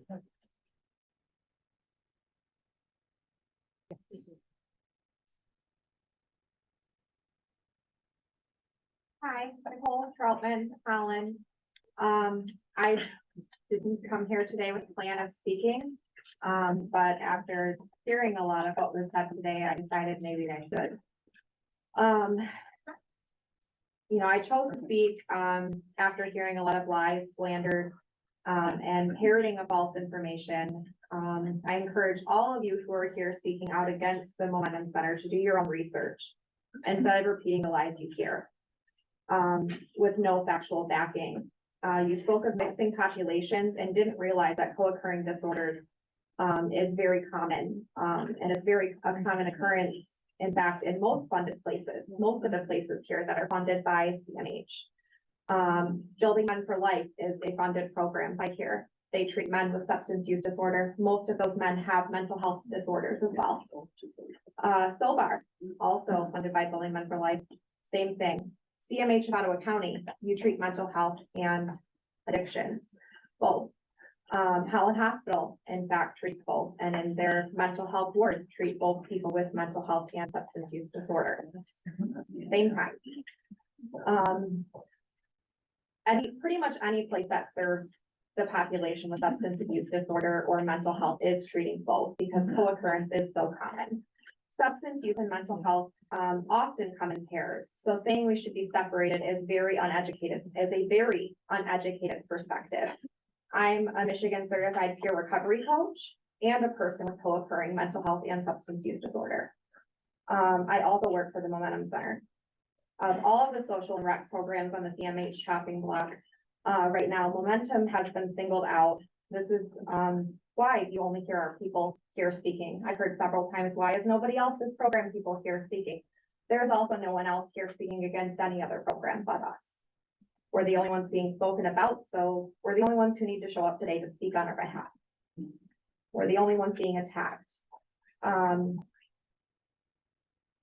Because you've decided that we don't fit in your box and we should suffer the consequences you have deemed we deserve. I wish you well with spreading of your hate into the world, and I've seen several of you that have been speaking out against us sitting here and laughing and snickering while other people are sharing their opinions, and I would like to say that I hope you have the day you deserve. Thank you. Yes. Hi, my name is Mary Security and I'm in Georgetown. I also did not intend to speak today. I came to listen. However, I think I would like to introduce myself. My name is Mary. I'm autistic. I have an anxiety. I went through adolescence with no services. My form of autism was not autism in girls, was considered exceedingly rare, and only the most strongly affected people were even considered autistic at that time. I can tell you story after story of the isolation I endured, while no one around me seemed to recognize, because I learned how to take it, to fit in, because it was the only way to survive. I've never publicly said this before, but I considered suicide long-standing bullying and exclusion, and I went through. However, I figured what they wanted most of all was me gone, so I refused to. I was lucky, I was tough, and when I went to college, I was blessed to be put on an honor corps where there were other people like me. Other people who could say, here's my piece of the social puzzle. Here's my piece. And we could together piece it together and instruct each other and let each other have the basic skills that everyone else seemed to have that we didn't know instinctively. I can make eye contact with you today because I've learned how. This is a conscious decision. I've learned how to seem like just another person in this room because that is a conscious decision in my 54 years that I have had to make and go through. Had there been a social support system, it would have been life change. I ask you, even if a system is not perfect, let's work with it. Let's look at it, let's fund it, let's take a year and evaluate it. And the most important piece is let's talk more to the people who receive those services when evaluating whether this program is valid. Thank you. A hand in the back. My name is Christine Holter Gray. I live in Grand Haven Township. I'm a retired educator, having spent 38 years in the classroom. During those years, we learned how to teach children in the least restrictive environment, adapting the classroom and our teaching styles to provide pathways for all students to succeed to the best of their abilities. I believe that concept should apply to all members of our community. And so I have a hard time understanding why some members of the board or the community are so interested in cutting the mental health village funds to one of the 4 programs in Ottawa County which serves people with mental illness, addiction, or disability. When Ottawa County proposed the special millage to provide funds for mental health services, I was in full support. I even knocked on doors and distributed flyers. When town hall meetings determined that places that provide opportunities to make social connections were needed in the community, I became a supporter of that concept. And when the Momentum Center was formed, I became a member, a volunteer, and I am a monthly donor. I see what a profoundly positive impact the Momentum Center has had on the lives of the members, the staff, the volunteers, and the community. I have seen the data that shows significant reduction in depression and anxiety for members who avail themselves of the services provided there. I cannot fathom how anyone could propose cutting the millage funding that citizens voted in favor of to provide the services needed that this program provides. I've been to a few of these CMH board meetings.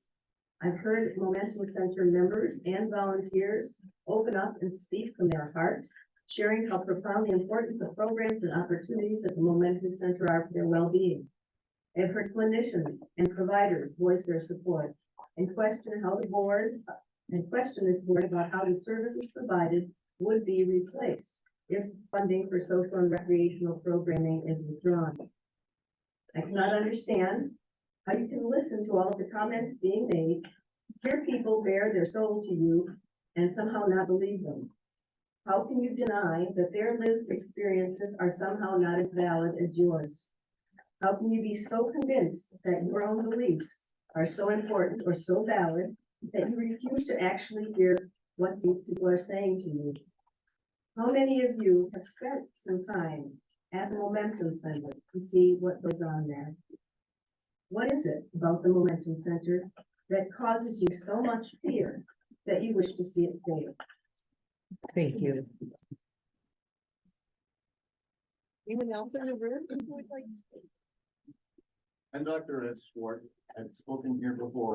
Once upon a time, I was the clinical director for Ottawa County Community Mental Health, your clinical director, who attended your meetings in order to provide you with a clinical perspective on the decisions you make. One of the things I'm troubled with today is how we're looking at the role of the board and what it is that the community asks you to do. The board's role is to oversee and to enable, as we've written here today, to enhance the quality of life for residents. Your job is to make decisions. We've heard lots of testimonials today. We've heard clinicians talk about the value. We've talked about research. All of these are the things that I think you as the board need to listen to and to say, what works, what's good, and how do we enable? My particular problem is that I see you on a month-to-month basis funding things, and it just doesn't work because it doesn't allow those programs that are effective in providing what it is our mission is about. I think we need to make a decision to go forward and to evaluate and to continue to evaluate what works, what is of benefit to this community, and enable them to continue.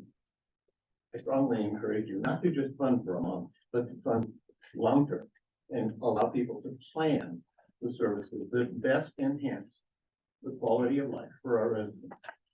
Thank you. Did we get everyone in the room who would like to speak?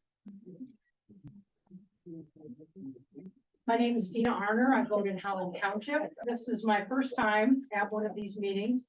And I've heard so many wonderful and eloquent talk about what a good job the Momentum Center does and why we need it. So I'd like to talk for a minute about how you make a decision. It would be nice if you had the courtesy to listen when people are talking instead of having side conversations. That's really rude. Thank you. Of course not. I'm just your boss, since I pay your salary.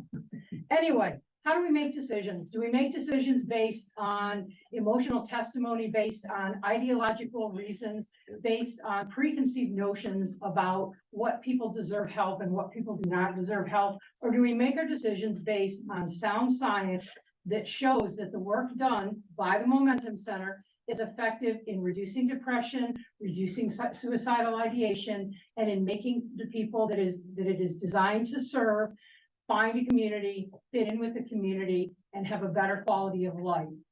If you want to make your decision based on that sound science, that's great. Then I have hope that you will give the Momentum Center some sense of continuity by funding it for more than 1 month at a time. If you fund them for 1 month at a time, they can't possibly plan for anything longer than 30 days out. That is no way to run any healthcare resource. You need to have some long-range planning, and you cannot do that if you don't know you're going to be there 6 months from now.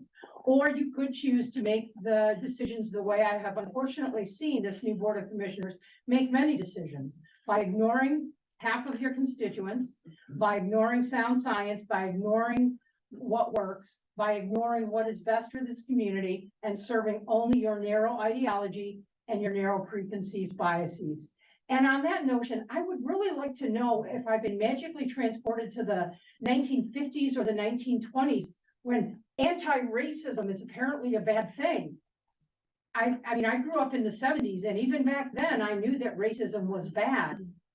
And being against it was the good side. It's kind of like it's bad to be anti-fascist. Really? Apparently I'm left to believe that those people who have a problem with anti-racism are pro-racist. That's the other side of the coin. Get out your white sheets and just make it apparent to the rest of us, instead of hiding behind whatever ideology makes you think it's okay to be for racism. Thank you. Anyone else in the room? I'm sorry. Next. I'm Denise Newhouse, and I live in Holland Township. I'm here to talk to you, not the Momentum Center. I have 2 special needs children who are IDD and MI, I guess.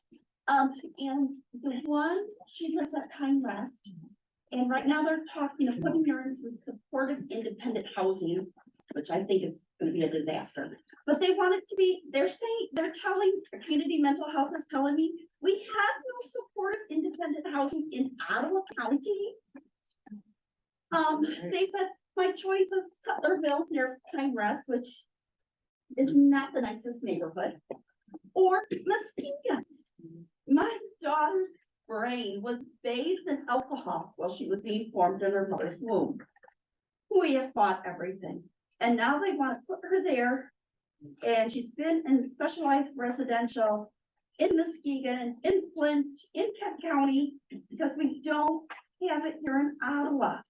I don't know how I'm supposed to help her that far away. And it really scares me of what's going to happen to her. Because she has brain damage. I mean, it's organic brain damage from alcohol, you know, and the same situation, our son, he will be 28 in less than a month, and he has autism. He's been living with us since February because there's nowhere to live. And things aren't getting any better, because on their $914 a month, there is no place for them to live.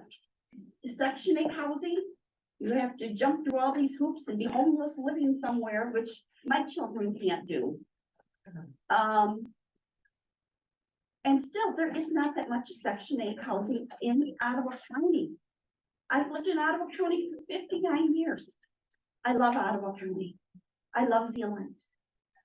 And I just want to know why my children cannot live in this area. If we wanted to live in a different part of town, you know, we would have chose a different town. But my big thing is supportive, independent housing. I mean, anything to make it safe for her. She's going to need staff to come in, because otherwise she's going to end up incarcerated or dead. Because she doesn't have the mental facilities to do this. She won't know how to manage food money and make food and get food safely. But yes, that's just my concern. Thank you. Thank you.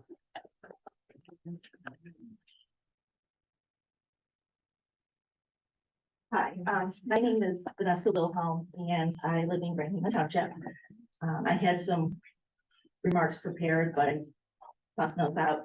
I just want to say that, I think that the consensus in the room is that there are a lot of different needs in our community dealing with mental health. And some of those needs are being addressed while others are not.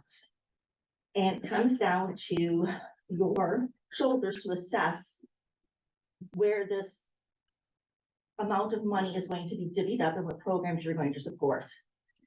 And looking into the Momentum Center, looking into Ottawa Community Schools Network, looking into other things, the mental health millage funds, it's really hard to get that quantitative data to realize, first of all, what is the goal of the program? Are they meeting those goals? What are the next steps? Those hard data is non-existent. And so how do a community come and advocate for certain groups when everything's just a mystery? And it's frustrating because I believe that, yes, there is a need for social rec groups. And I would love to sit up here and say, yay to the Momentum Center, but I can't. I can't back them because I don't know what I'm backing. Everything is opinion-based, and it is really frustrating. I understand the concern for having those programs. I understand about having young children getting the help that they need. That's a given. I mean, anybody in this room is against that. What the problem is that we can't support it if we don't know what is going on. It's a simple thing. Tell us, what are your goals? How are you going to meet those goals? Don't tell me that, 425 kids were referred to mental health services. Well, what happened to these 425 children? Are they still receiving services? Do we need to give them more money? You know, this bits and pieces of information doesn't do anybody any good. And so we all get up here and we spout off our opinions, but the only way that we're all going to get on board is if we all understand what is really going on. And it's really hard to find out because when you FOIA information, for example, the Momentum Center's proposal from 2017, it's been purged. It doesn't no longer exist. So how do I, as a community member, figure out, well, what was the Momentum Center advocating for? It's a program still going on, but their proposal was purged. It's no longer existing. So they can make it up as they go along. I'm not saying that's what they're doing, but how do I know that? The county is supposed to keep track of that. And if you have department heads purging information on ongoing programs, it's ridiculous. So I really hope that the county gets better at providing that data that helps the community support the programs. Otherwise, we're going to talk about not wanting to support the Momentum Center and not wanting to support that. Because some of us need to know that our tax dollars are actually going to a cause that's being productive. Because if it's not, then we need to move those over to another program, like the woman whose child has to live in a different county. Thank you.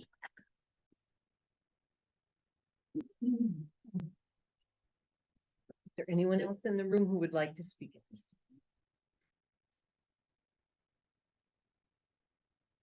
My name is Renee Layton, and I live in Robinson Township.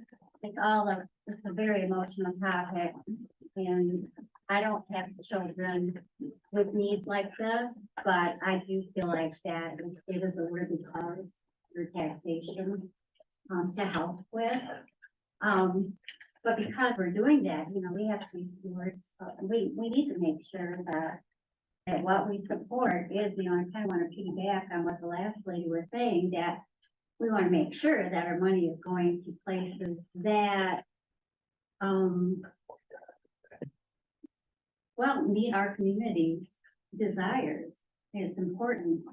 And I think it's important that we're not sending money to places that are just propagandizing things, putting forth things like DEI type issues, or you can be any sex you wanna be. I'm sorry, but that's an issue, and I don't want to send my tax money to places like that, because it's a lie. And I think that it's your responsibility to make parameters as to what you will not support and what you will support. You know, and I think that's a lot of it. And when people are saying, why are you talking about the Momentum Center? And I think there's a lot of some of that stuff going on, pushing DEI, pushing things, sitting on committees about racism and stuff like that, where, you know, it's supposed to be a recreational program that helps kids to get together and have a community. I just hope that you'll think about those things, because it's important to, we're all paying money for this. Thank you. Anyone else in the room who would like to speak? And we'll go to, if there's anyone on the line, Patricia? No one has raised their hand. But we'll give them a moment to go.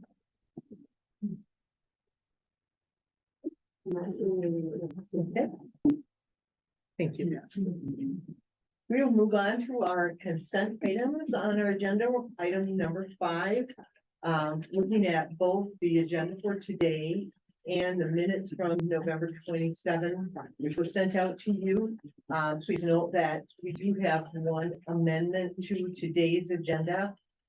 We need to include the approval of the recipient rights meeting that was held just prior to this. Patricia, do I need to state that in a more? No, so the consent motion will be to approve the agenda as amended in the minutes for the meeting. Okay. And then we'll just add it under new business. Okay. Is there a motion given what I just stated about amending this agenda? Is there a motion for both of those consent items? Thank you. Moved and supported. Is there any further discussion? All in favor, please indicate by saying aye. Aye. And opposed, same sign. Thank you. We have a presentation on access and eligibility with Cal Taylor.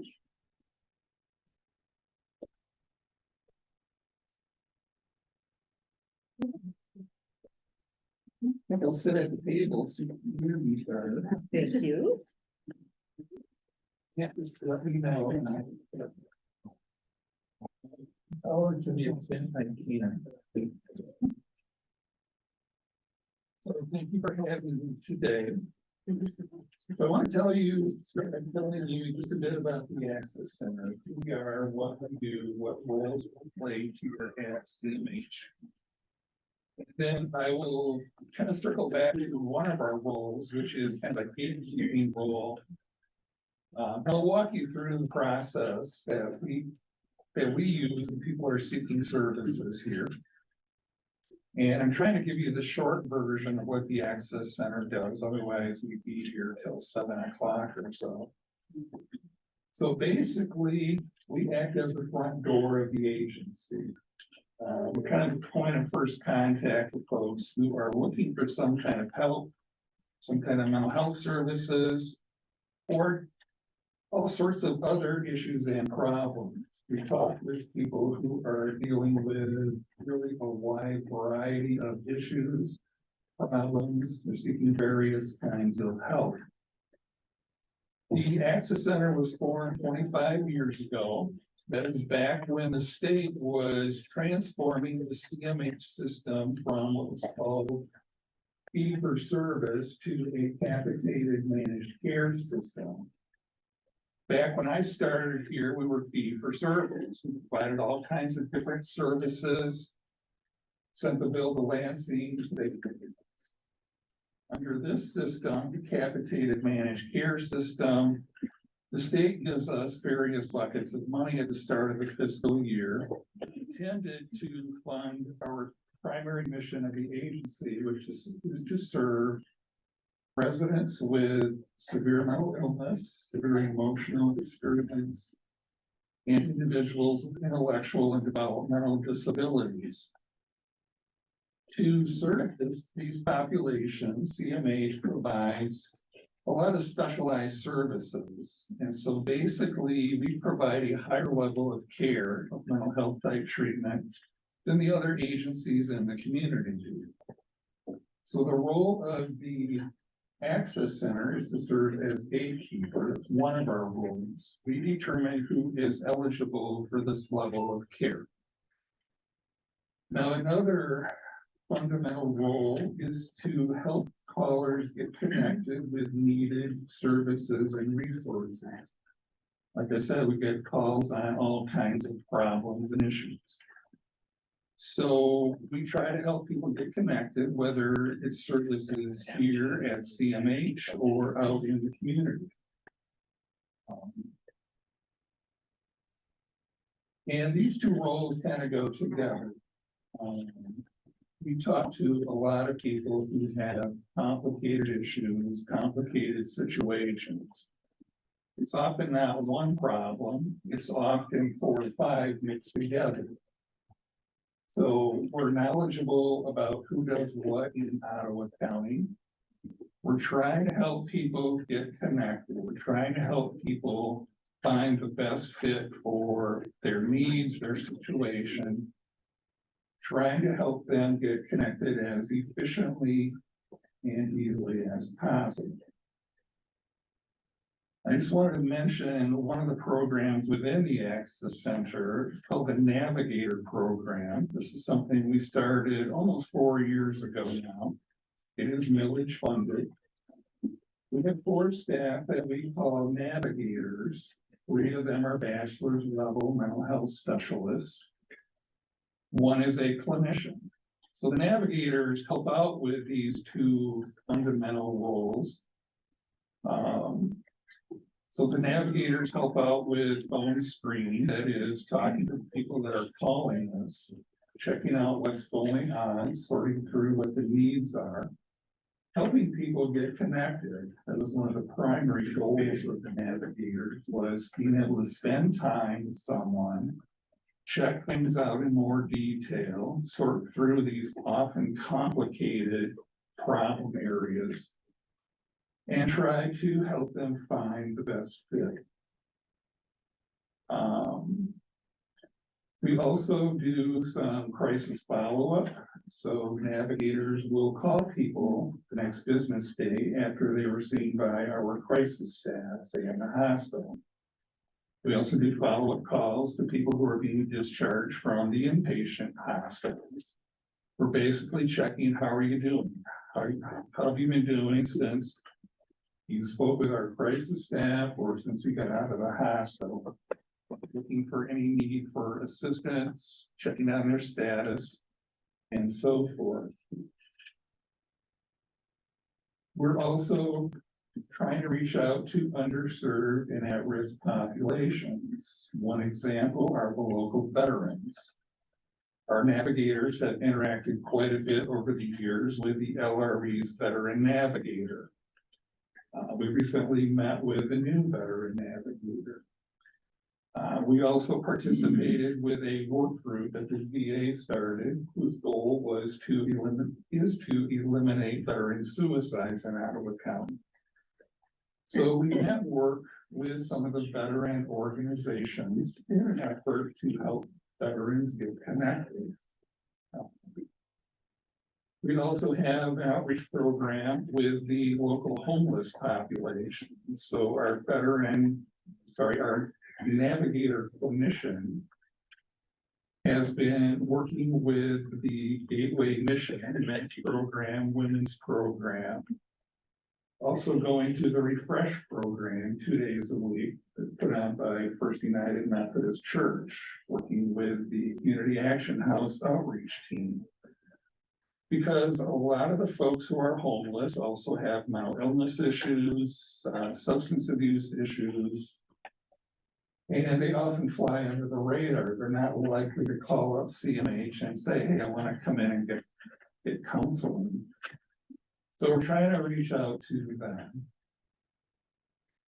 So that's just a bit about what the navigators do and what we do as in the Access Center. So basically, we're that point of first contact. We're interested in what does the person need? What are they looking for? Does that fit with what community mental health does? A lot of the calls really do not, because people are looking for a variety of kinds of help, resources. We get a lot of calls about housing. The homeless issues here in Ottawa County are pretty severe, as they are nationwide. People are looking for prescribers, medical care, food. So we get a lot of calls that are not necessarily CMH level service requests. So when we are talking with people, let me back up here. We're talking a bit about our gatekeeping function. Want to explain that a bit further.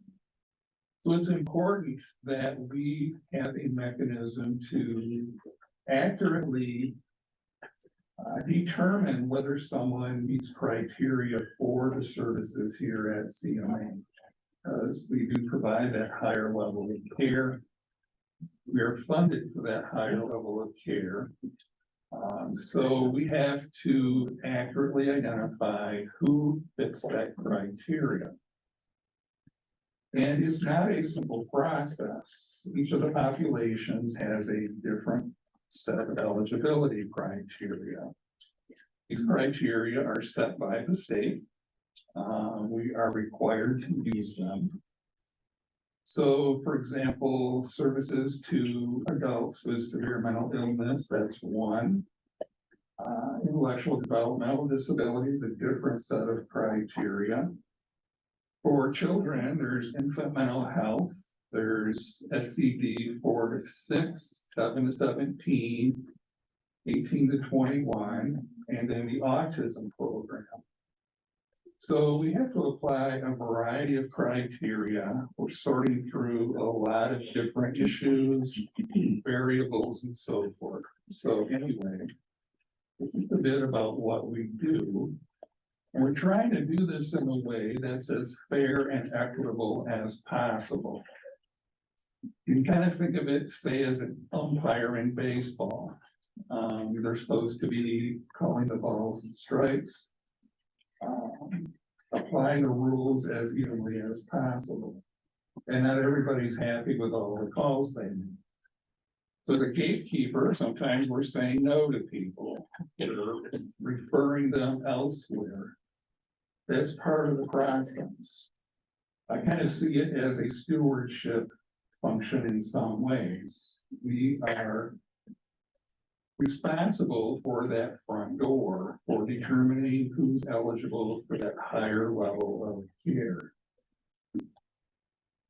So with this gatekeeping process, that is determining who is eligible, I'd like to explain just a bit more about how that works. It's basically a two-step process. It starts with the initial phone call. We call it a pre-screen or a phone screen. Most of these are indeed phone calls. We have some folks that walk in, we get some service requests via email, fax, and so forth. But really, it's the same process that we do. So basically, we start by talking to the individual to get an understanding of why they're calling us, what kinds of issues or problems are they experiencing, what are they hoping we can do. From there, we will ask questions to better clarify this, so you get a clearer picture of their situation, what's going on, what kind of help might be indicated. And the questions vary depending on the nature of the call. So for someone seeking mental health services for an adult, we're going to be asking questions about the kind of symptoms they have going on. How severe are those symptoms? What kind of functional impairments do they have? Are they having trouble taking care of daily needs? Are they having trouble with working, things like that.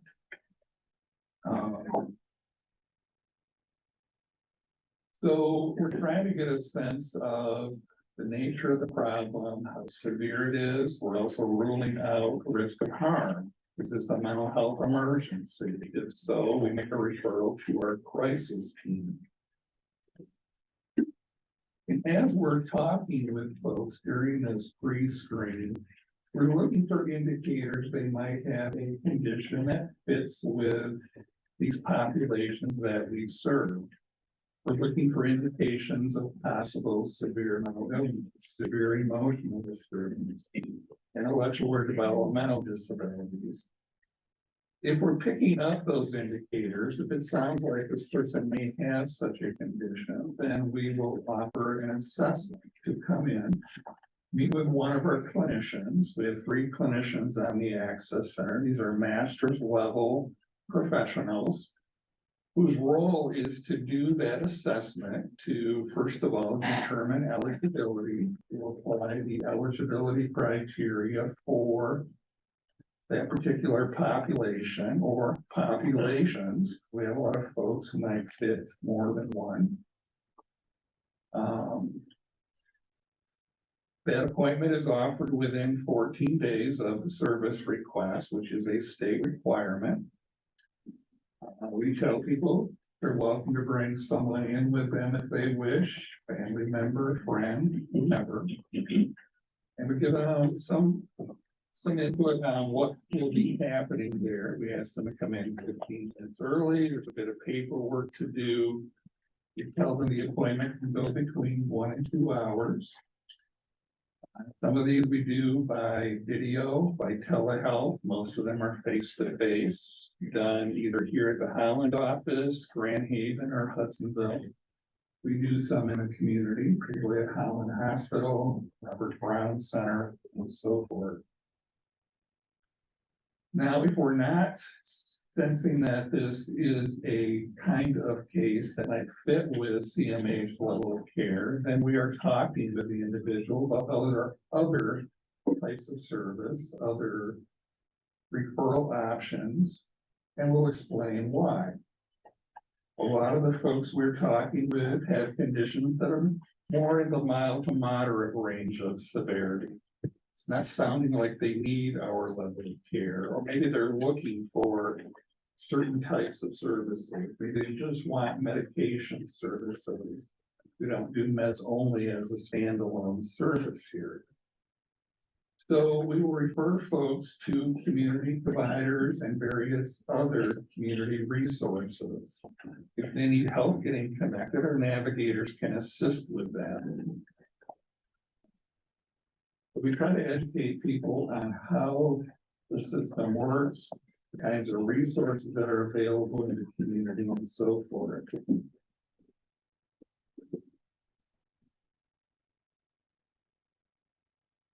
So then also, we're also collecting other information, particularly if we're scheduling an appointment, we're gathering, identifying information, communication information, parent guardian information, insurance information. So we ask a lot of questions. The phone calls vary in length. They can be just a few minutes up to an hour or more. In particular, the navigators may have multiple contacts with an individual.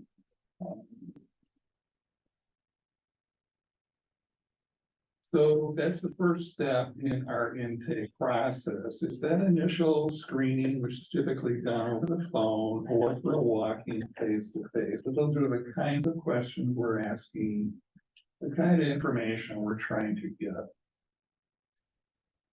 So the assessment, as I said, typically it's face-to-face, sometimes it's telehealth. Person arrives, they're given some paperwork to fill out in the lobby. It's a packet of information.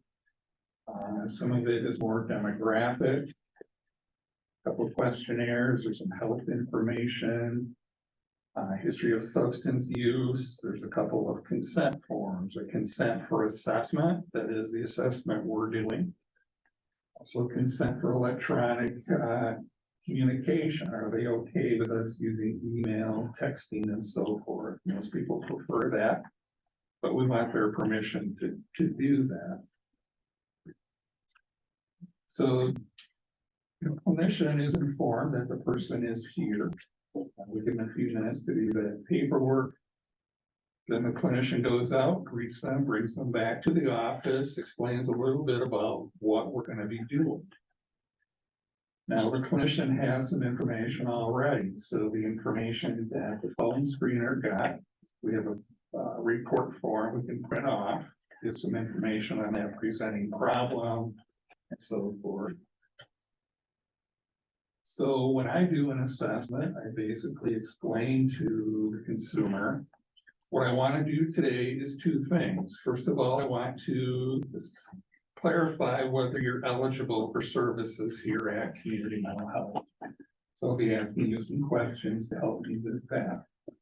If you are eligible, I want to go on and complete a full assessment, called a psychosocial assessment. That goes into details about family history, for example, employment history, school history, health history. The overall intent of the psychosocial is to give our staff as clear a picture as possible of what's going on with this individual, what their needs are, their history, and so forth. So the key elements in determining is this person eligible or not, and I typically start with that. For adults with mental illness and children with severe emotional disturbance, eligibility is based on diagnosis. Do they have a diagnosis of severe mental illness? And level of care. So for adults, we use a tool called the locus. For children, we use tools called the CAFAS and the PECFAS. These are all forms or tools that the state requires. State wants the CMHs to use these. So we'll ask questions about diagnosis. We follow the DSM-5 criteria for diagnosing.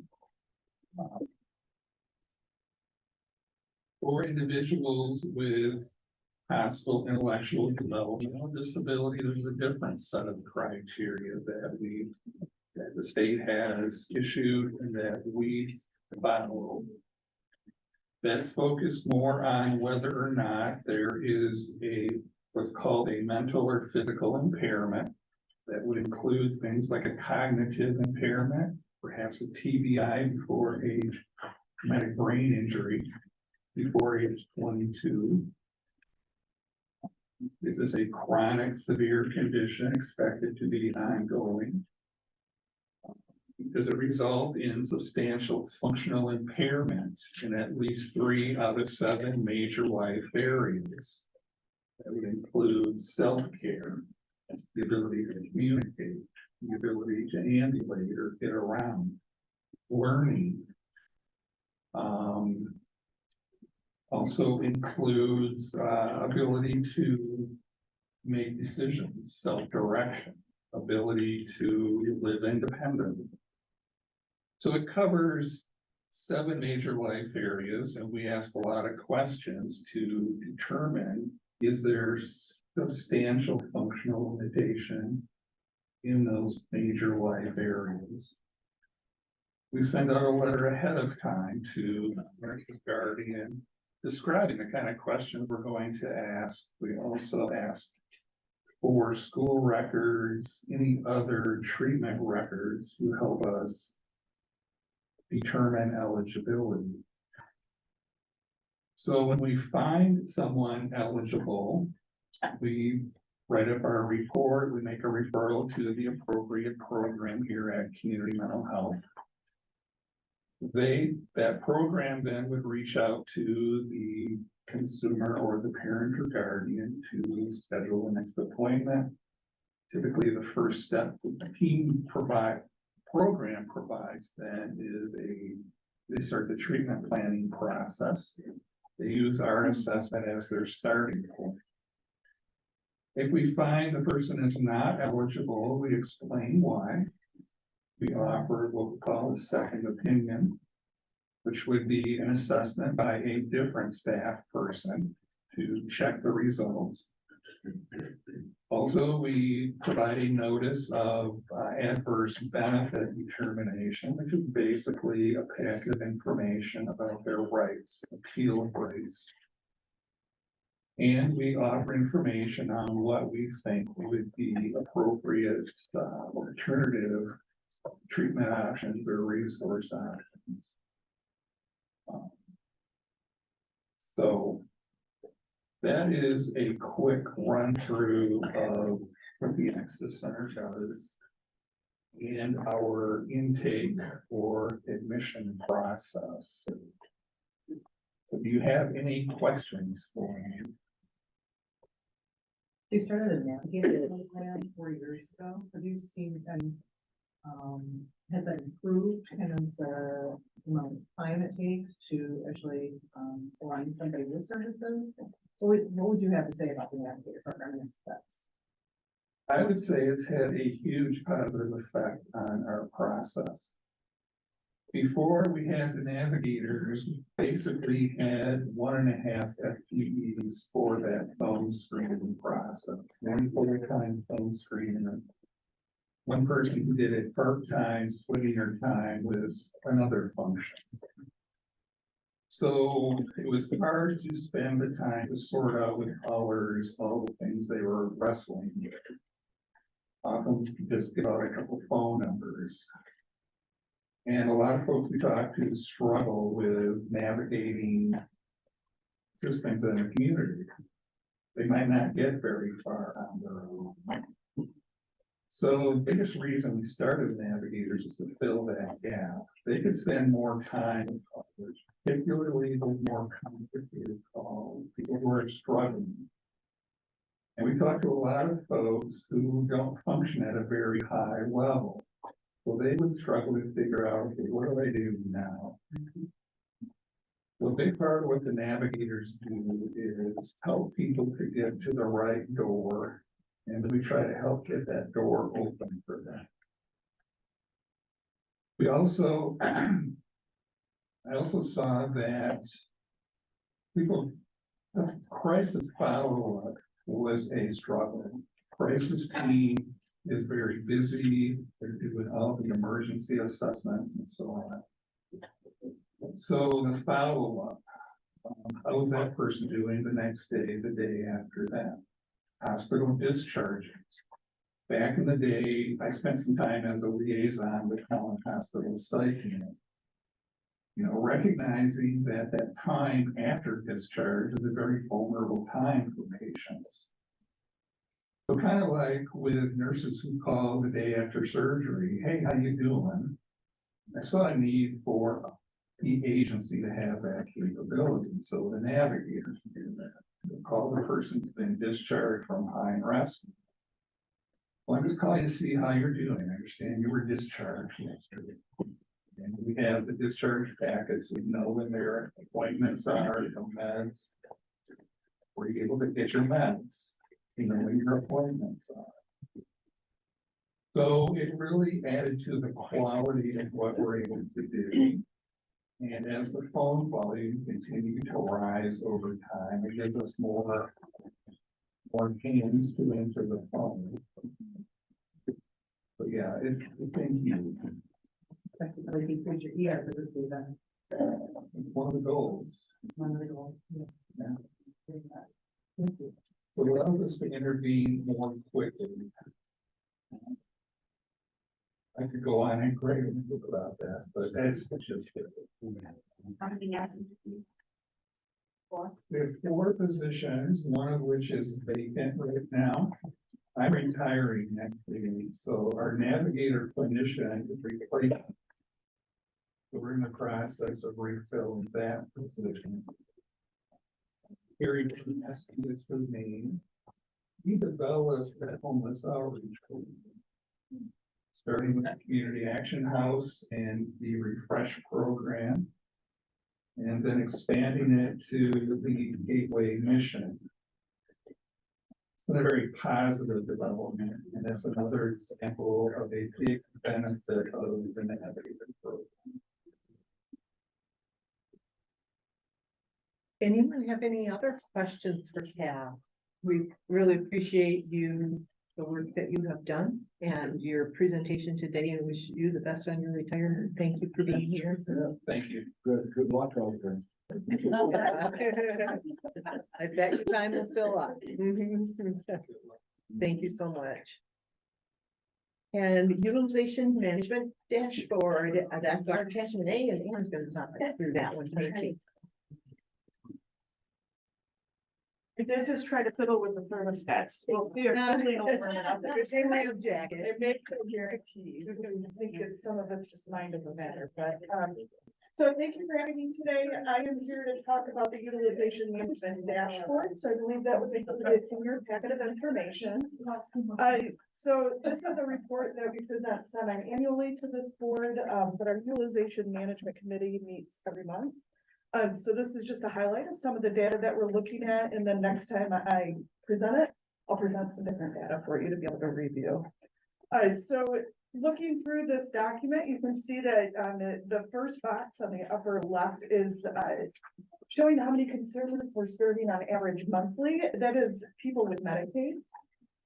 So it's looking only at people with Medicaid, not general fund or other programs that we might have.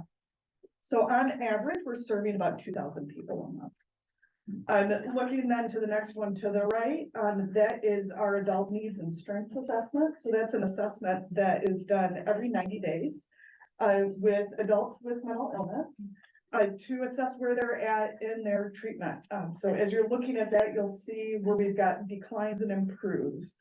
For the most part, we're seeing improvements in suicide risk, self-mutilation, depression, and anxiety, but we do see that there's a decline in psychosis. So as we talked about this at our committee, what we feel is happening here is that we're building more rapport with the people we work with.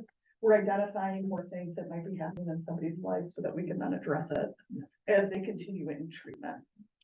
The next one down is the DD adult needs and strength assessment. So that's for adults with intellectual and developmental disabilities. So this one that you're looking at is actually over a 2-year period, assessing about 425 people. And it shows that all of the people assessed showed an improvement in the key measures connecting with relationship permanence, well-being, natural supports, talents, and inclusion. So that's really what we want to see, is people are more included in their community, that they're improving.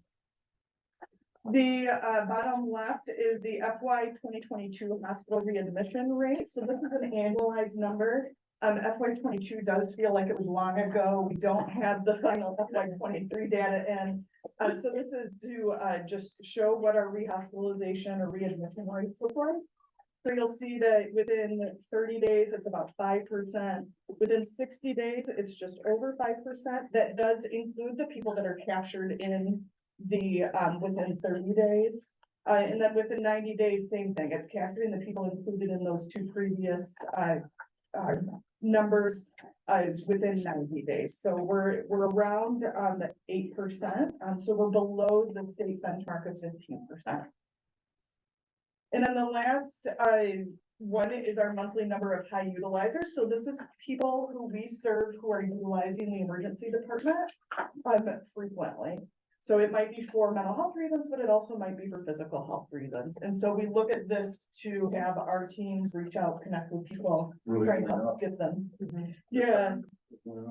Yeah. Yeah, it was up in 17 and then went down, and now we're on an upward trend again. So we do, work with people to identify what's bringing them to the ED and try and help figure out what we can do to decrease those numbers. Do you ever break down each of those categories by diagnosis? Which category? The hospital readmission rate and the monthly number of high utilizers. We could, yeah. Just curious if you would see any kind of trending that way.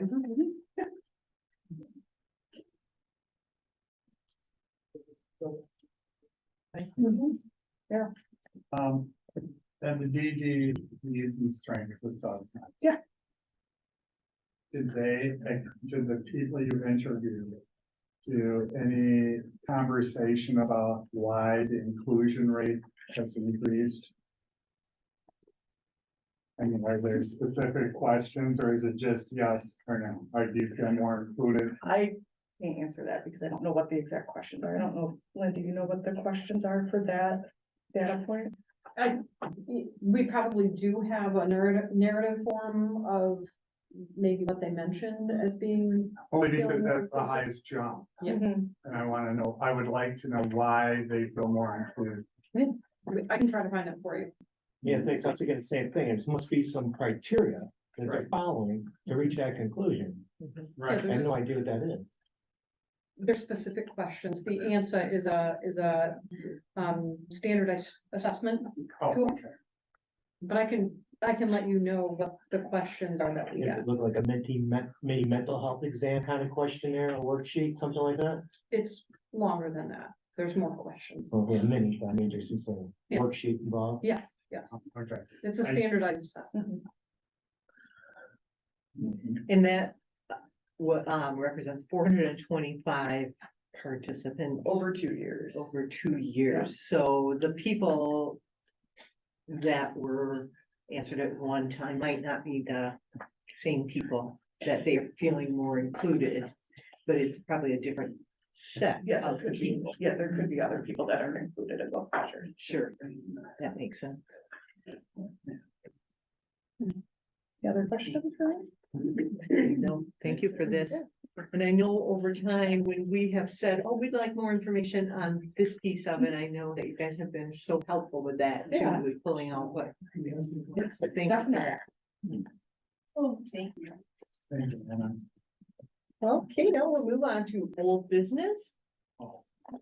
Number 7 on our agenda, and first up is looking at, last month we talked about wanting a little more information on Ottawa Community Schools Network, and Lynn is going to present some of that today. So I also sent some of the information that I'm gonna talk about today to you in an email, so you should have had that to look over, hopefully. The Ottawa Community Schools Network was started in 2017. It was a pilot project between CMH and the Ottawa Intermediate School District and several schools. The gap we identified was the lack of dedicated staff to help students and families connect to needed resources and services. And those could be food, clothing, and for us, most importantly, and the reason we were involved with it is because they also can help with helping find mental health supports. The model really is quite simple. It places a coordinator in a participating school. The program has grown from 5 to include 5 school districts and 17 schools.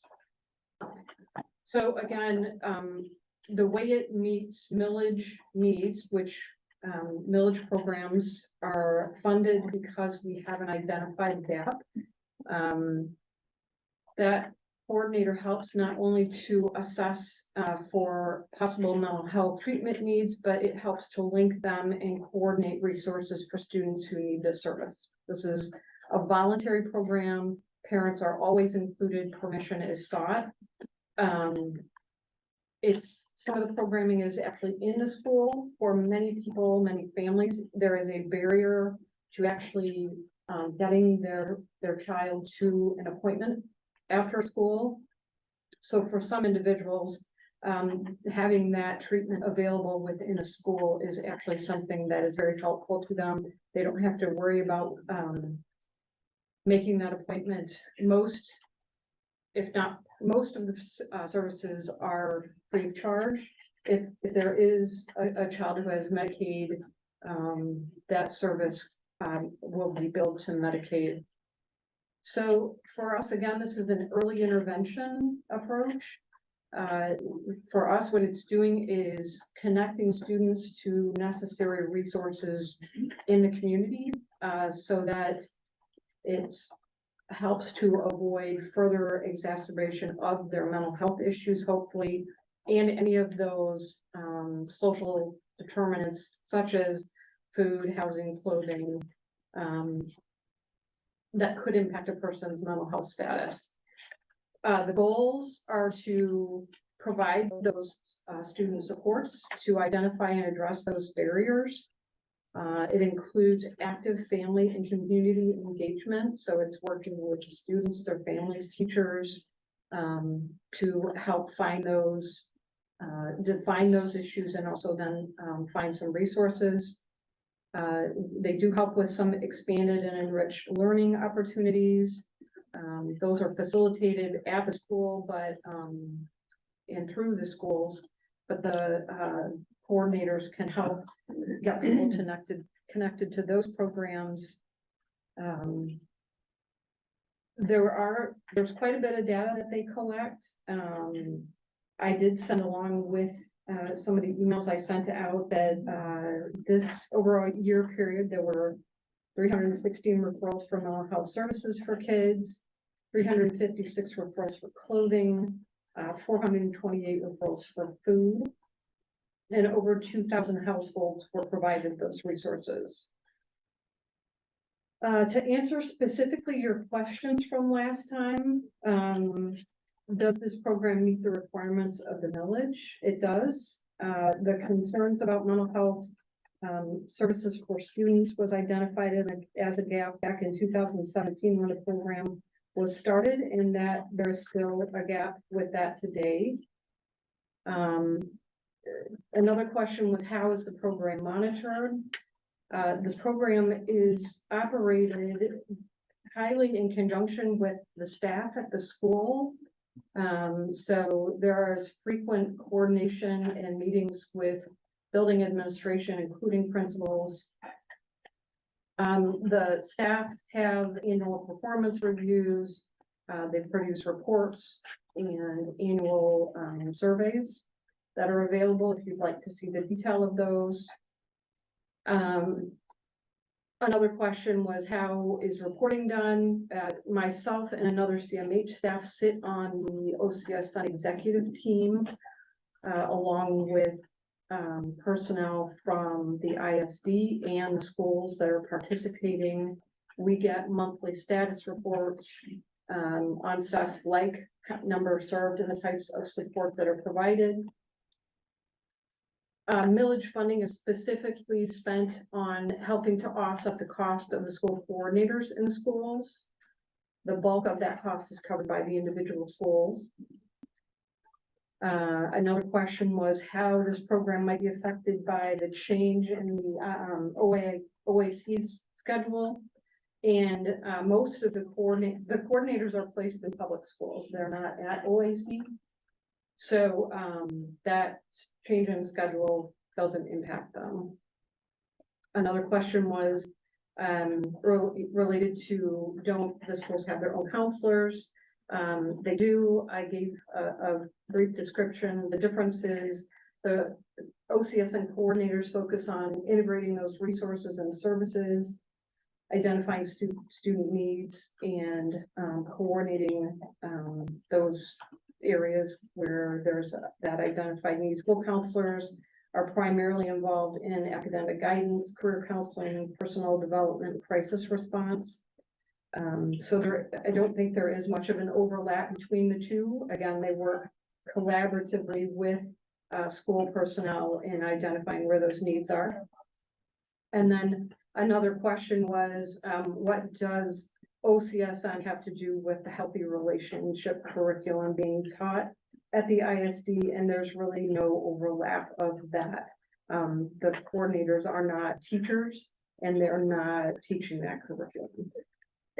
So I know we've had a very long meeting, but if you have questions, I'm happy to answer them. We do have a suggested motion for this program to move forward with the contract. But I just had one question, just what I thought was your reading, what exactly is the resume of that coordinator? Are they a teacher? Are they a, like, what is their qualifications to be that person? Angela Dersham has a master's degree. She has actually worked in various school systems, not as a teacher, but more of a resource person. And I can show you her resume if you like. So she's the main coordinator over the whole program that goes to all the different schools For OCSN. Mm-hmm. What was her name? Angela Dersham Brigham, she just got married. Okay. She is supervised, by, the ISD. Thank you. And that role is supervised by United Way, is that correct? No. Who supervises the role? The intermediate school district is who Angela works for. Okay.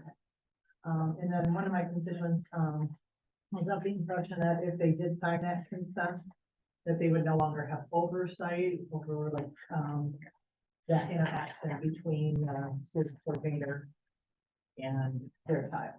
Does that sound accurate? No. So the No. parent will be involved? then? Absolutely, yeah. Consent for any treatment, is authorized by the parent. And, there is in order to be successful with, working with kids and families, there has to be that coordination. That's sort of what the program prides itself on, is really a family approach to figuring out what the issues are and coming to resolution. I have a follow-up question. I'm looking at a job description for a community school coordinator.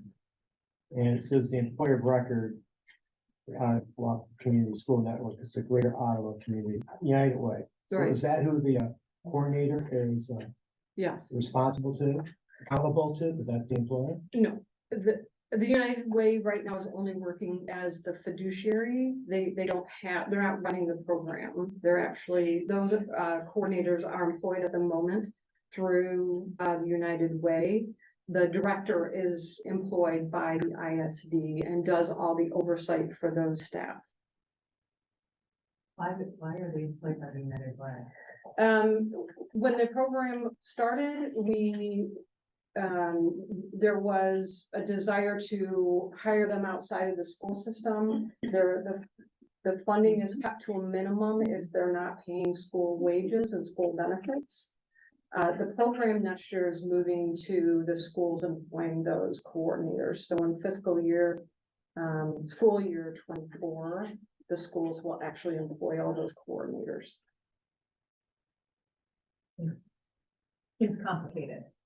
So the coordinators are accountable to their supervisor? So that would be Angela? Yes.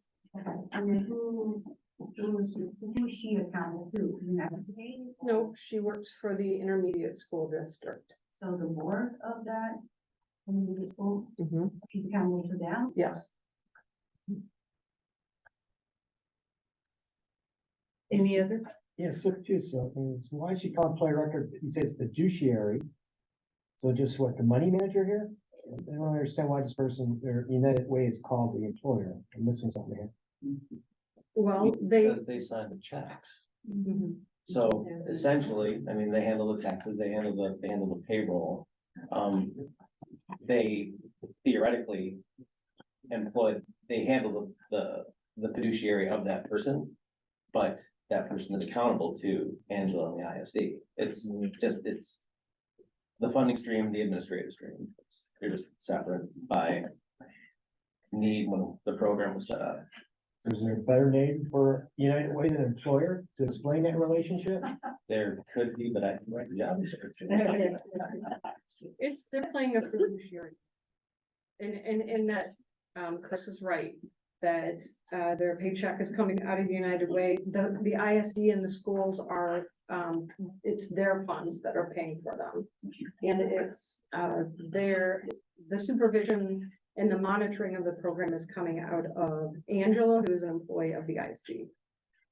So performance evaluations run through the services. Yes.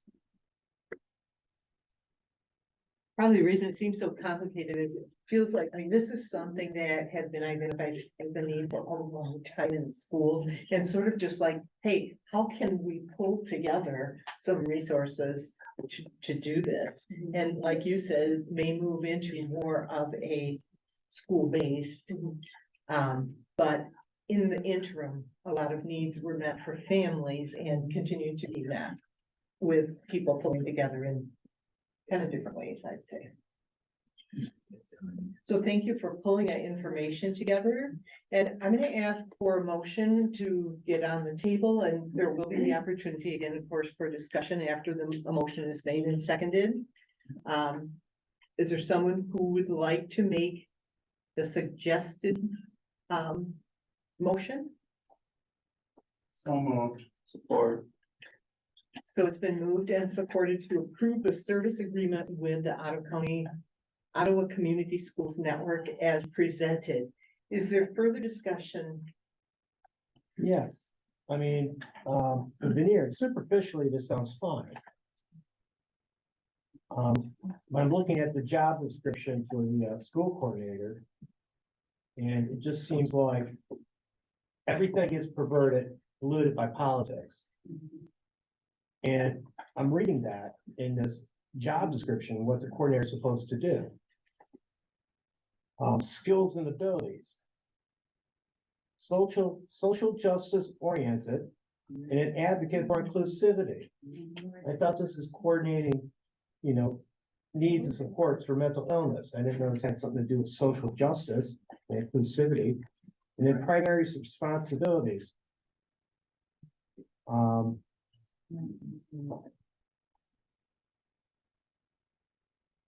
Build on community strengths and embrace diversity and inclusion.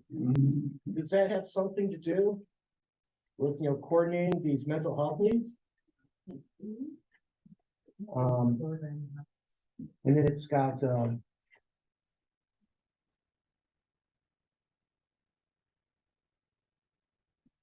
don't know, that's just like kind of tip of the iceberg right there. I mean, and then implement, and the primary responsibility, as I mentioned, to promote equity. Also, you mentioned about data, conduct screenings and assessments, determine needs of children as in order to appropriately conduct behavioral health services. Serve as a point person for agencies and programs interested in partnering with the school and help to broker new partnerships that are aligned with school goals and needs. After, this equity inclusion, can we expect Momentum Centers to be one of the partners? No, we aren't. And if they're concentrating on equity, it's so that services, families and students get services in the most fair way. This is not a political Well, that's the problem, the word organization. equity. Does it mean fair? Does it mean, a determined result? It means, there's two meanings. okay, and I can tell you that in my understanding of this program, they're trying to make sure that resources are available to as many people as possible and that they're fairly distributed, that they don't just pick one kid, one family and concentrate on them. It is, I don't think there is any other intent in that language. I had some experience with one of them. The young lady, her job primarily was to direct to different agencies. So she directed to ARC, she directed to other agencies, some food banks, some clothing. She's coordinated some activities at the school.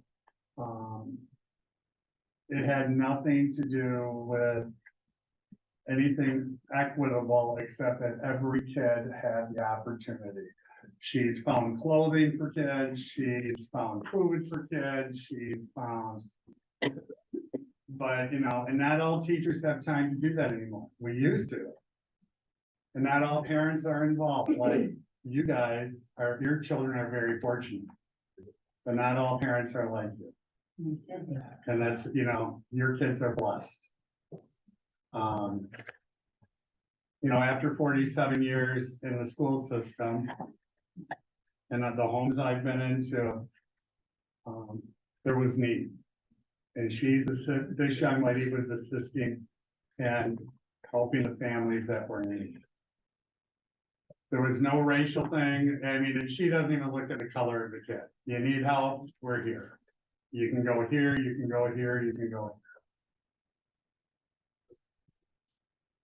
No, I agree, Terry. I'm certain, I know that there are needs such as the food and clothing and probably shelter even as Right. well.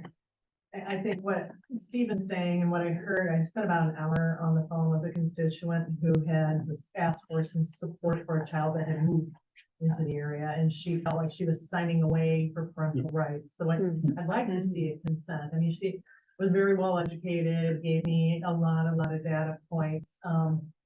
But, you know, it's like perspective, absolutely. So, but is it possible to get like a look at consent for the program? So, you know, reassure the parent that that's not the case, or if it is the case, then, you know, what do we do to address it? So the social emotional learning part and some of that, I just wish we could take the political stuff out of the program and really get to the needs of making sure that, you know, your basic living, you know, is attended to. And I don't think that was the intent, Gretchen. I think it was, let's get to the basic needs from what I saw. The involvement I've had in the last 2 years with the young women. It had nothing to do with education. It had nothing to do with sex ed. It had nothing to do with, you know, making you being a white female and me being a white male equal, nothing like that. You know, you're all kids, you all need help. And I mean, I'm sorry it's worded that, but that's not what, I don't think that was the intent. Is there any chance that we get like the program director to come? I know I know the agendas are packed, obviously, but I think it would be helpful, just based on the volume of emails received and some of the concerns that we're hearing. If you let me know what those questions are, I can make sure I get answers from her. I think the questions that Stephen brought up, you know, the way it's worded. I don't think that's the intent. I think it's just that people see some of these red flags and think they're political and they're really not. It's meant to help the kids. Well, I can build on that. I mean, I've got the Ottawa County School Network. It also appears to have a goal of creating, I think we mentioned, is community schools. It was brought up. And per the community school playbook. And I noticed that this playbook is made in partnerships with the National Education Association, American Federation of Teachers, and organizations like the Center for Popular Democracy, which has a very strong ideology. And the playbook is built on 4 pillars. And the focus of those pillars is on social emotional learning. And that's gotten to be quite controversial. And the collaborative for academic social and emotional learning model is the model of SEL that's been implemented by GHAPS. And I suspect to be just a matter of time before it gets implemented by these other schools that are associated with this. And this model employs, this is where, you know, the alarms go off. It employs a wheel of power and privilege. I don't know how you can define that other than political.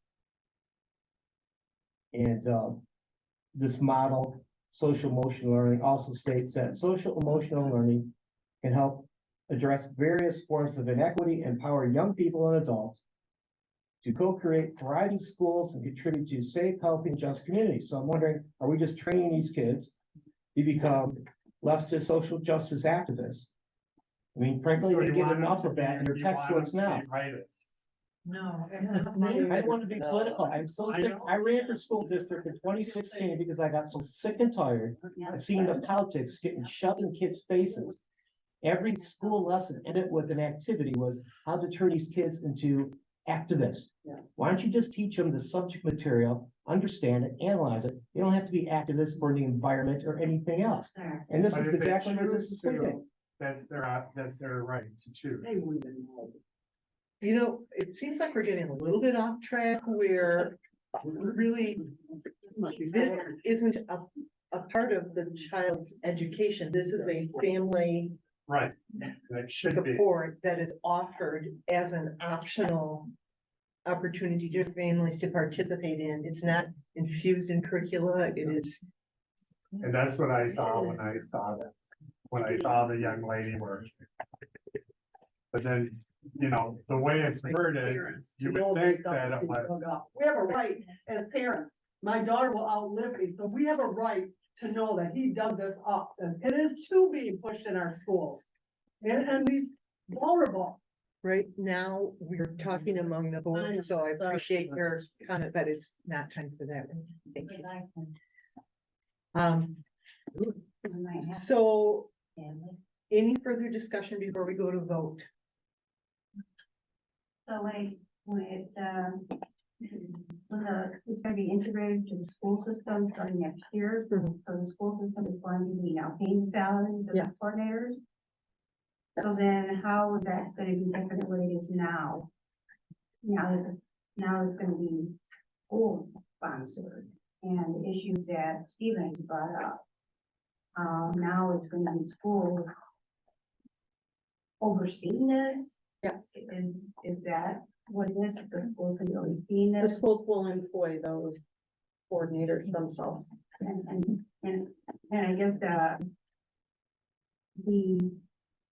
the resume or the job description, we got something that could be looked at and rewritten. So those are the concerns I think that we've heard from parents is we are concerned about, these kids get into programs where we're collecting data, who's getting this data and what's happening with this data, and are the counselors meeting with their children without parent permission? So those are legitimate concerns, and look at parents that love their kids, and I know that there's parents that are not involved, and I know that. Just working at a hospital where parents just drop their kids off and they're gone. But the parents who really love their kids and really want to be part of their lives and know what's going on, I don't know how we can differentiate. Between the good parent and the not so involved parent, and where is the safeguards for those parents? And This is an optional program. yeah, and You do not have to participate. So if your parent doesn't want to participate, they don't have to. so then how do these coordinators, who refers these students to the coordinator? The teachers can refer them, families can refer themselves. Like I said, the woman I spoke with, they had a hard time in transition of at high school age. And, she indicated that, by signing that consent, basically, she no longer had any kind of purview into what was being, shared with her daughter at that time, or son. No oversight of high school age. Okay. So. Well, That's why I said the consent might be a good thing to take a look at. Sure. I'm completely behind the program, exactly how you describe it, Right, is when yeah. we start bringing in some of the things that are more politically aligned. I think that's where, as I heard from other people as well, that's where the problem lies. Can we just make sure that they do have clothes, that they do have food, that they do have shelter, the gaps that you're speaking of? And then, some of these other, kind of social justice aligned products, not necessarily this is a vulnerable population that we're talking about. Can we meet their basic needs? I think it's also for people who are not under the vulnerable label. Sure, I but mean, you're still vulnerable if you don't have enough food or, those things, those basic needs are. but I did not see that from her, and I know that she has been hired by the school district this year. So she wasn't initially in the program, and that they make their own stipulation of what her job is. And it's not any of the political stuff, it's the basic needs of the individual students. if you want to send me your specific questions, I will make sure that I get them answered. So, no question, so are these, now that they're gonna be employed by the school system, are they gonna be accountable, like to the principal, superintendent, and the Yeah. school board? Yes. Yeah. Some parents have concerns, they can go to. Right. Yeah. So right to the supervisor, the building principal. So at the end of this contract year, that means this millage payment is done, correct? That it becomes the purview of the schools. So I worked with 3 of the 5 schools that were part of the first cohort for this. And they were schools that had severe need, both of the tangible, physical quality, food, housing, shelter, but also a lot of emotional, and what we did was largely bring in families and have family night, bring in parents and talk to them about silly things like healthy eating. I don't recall, a lot of indoctrination going on and talking about ways to get your kids to eat more fruits and vegetables. But from its inception, it was based on the fact that there were gaps identified by that school that the administration and the district itself did not have the capacity to address. And this was put into place there. And there are districts in the county that utilize this, and there are districts in the county that do not have that. They have their own structures stood up, but at its core, it was to fill those needs so that an individual student can be as successful as they can be. There was nothing beyond that. It was creating a capacity for a successful learner. I think we all agree that that's what we want, right? We all know that. It's just a little bit unfortunate that the verbiage had to be put into that job description, just to just leave it out and talk about basic needs. I care for people. Absolutely. Just leave it to that. So what exactly are we voting on? Right now, we are voting on if we will approve the service agreement that we put off approving last month when we went over service contracts with Ottawa Community Schools Network. So I'm gonna call for vote. All in favor, please indicate by saying aye. Aye. Opposed, same sign. No. No. Yeah. Once, I don't know. I wasn't here last month. I'm really not very clear on all of this, to be honest. You want to abstain? I'll abstain. Thomas Crosby, No. Gazebo, No. Mr. Goldberg, Yes. Mr. Kleingens. Yes. Mr. Carnan. Yeah. Mr. Rockman, No. Mr. Vandersway. Yes. Okay, so I have, with the one extension, I have 4 in favor, 3 opposed, so it passes.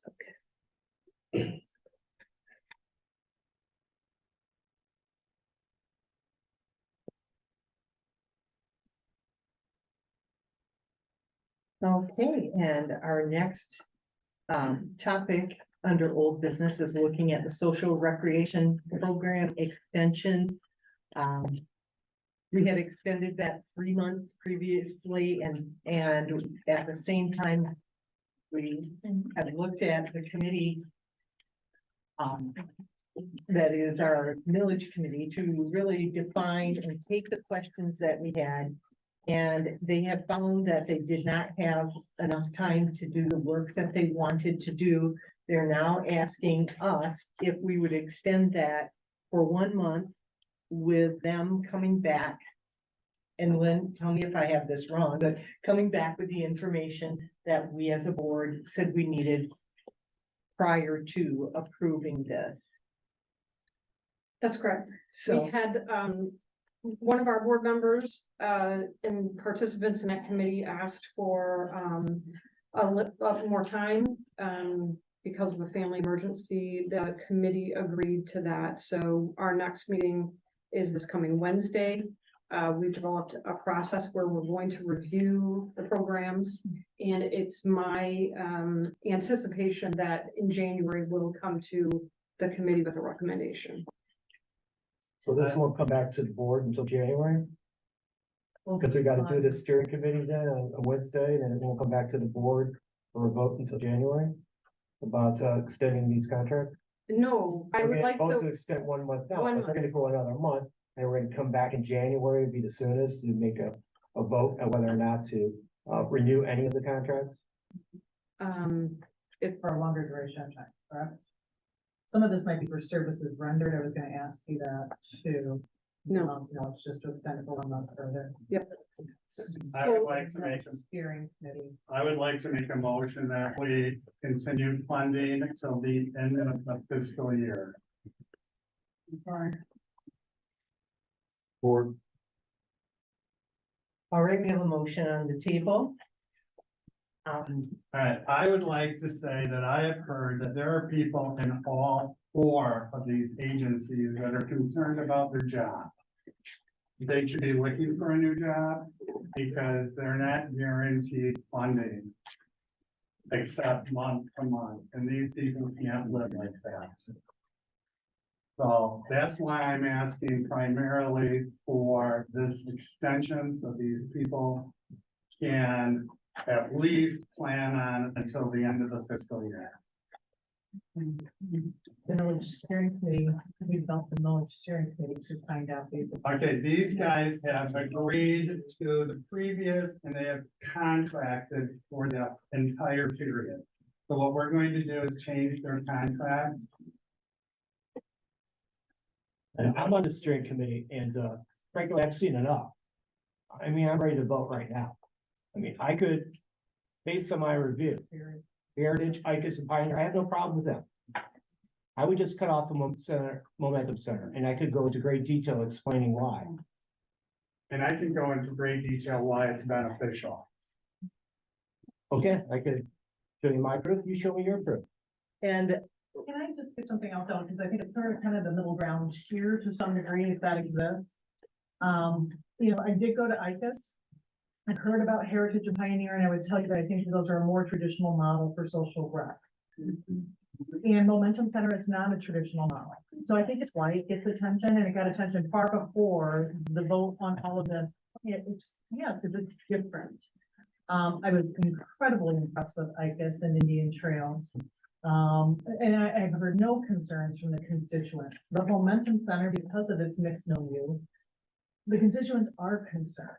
And that's why I would like to hear more from the millage steering committee to find out what their thoughts are. And it's not about funding. It's like Momentum Center is not going to go away if we change fund, if the millage steering committee determines that they want to fund it differently. I'm saying that the millage funding committee was developed for the next millage. To develop it for the next millage. I'm saying that these people, all 4 agencies, have agreed to the previous expectations. They all met those. Granted, there are people who don't like some of the things they do. Well, there are people that don't like things that are being done all over the place. Of course. There's a social recreation, programs are specific to IDD population. Momentum Center gets the largest amount of money that way, and we don't know necessarily, I'd like to learn. Dedicated to IDD, IDD, social recreation, yes, dedicated dollars for IDD, basically. I looked it up to verify, but those programs are designed specifically for the IDD population. Okay, I went and spent a day there and we had a mixed group of people. I can tell you the people with mental illness were helping the people that were IDD. There was they were playing bingo. It was a great interaction. If we just sit and go and talk to Barbara, we're not seeing what's really going on. There was a group playing bingo. There was a group doing arts and crafts. There's a group. I had a parent come up to me yesterday and say, her IDD students would be lost without that because he does not have social activities. So we're going to separate because some people don't want the integration of people. We all grow from people that we are with. They're growing, the IDD people, the people with mental illness, and the people, and I didn't see anything with drug addiction, but I couldn't tell you because it didn't matter. They all were there together, helping each other. So if we want to cut that out, then. But I don't even think that's really necessarily. Yes, it is. That there was a big talk about integration. We heard it tonight. Absolutely. We've heard it from board members. But the $290,000 that are budgeted. They're running 2 programs. Are those for 2? Is that for 2 programs or social rec? That's why I want to learn more out of the millage steering. But they've agreed to it. They followed what the recommendations for the first were. So we're going to change contracts in the middle of the stream. well, One of the things, I guess, Terry, that is unique here is that when you look at our board, how many new people do we have since we have been approving the social rec programs that have Myself been included. supported? Yeah, right. But what I'm trying to say is that we also have to have respect for our fellow board members who might need more information than we do. I just don't think we can do it in a month. That's what I'm saying. Extend it to the end of the fiscal year, which is what? When is, October, yeah, end of September. there could be lots of diving in and not just superficial and what I feel. Because I don't agree with Barbara's presentation, or I don't agree with this part of it. And then make up new rules for the next time.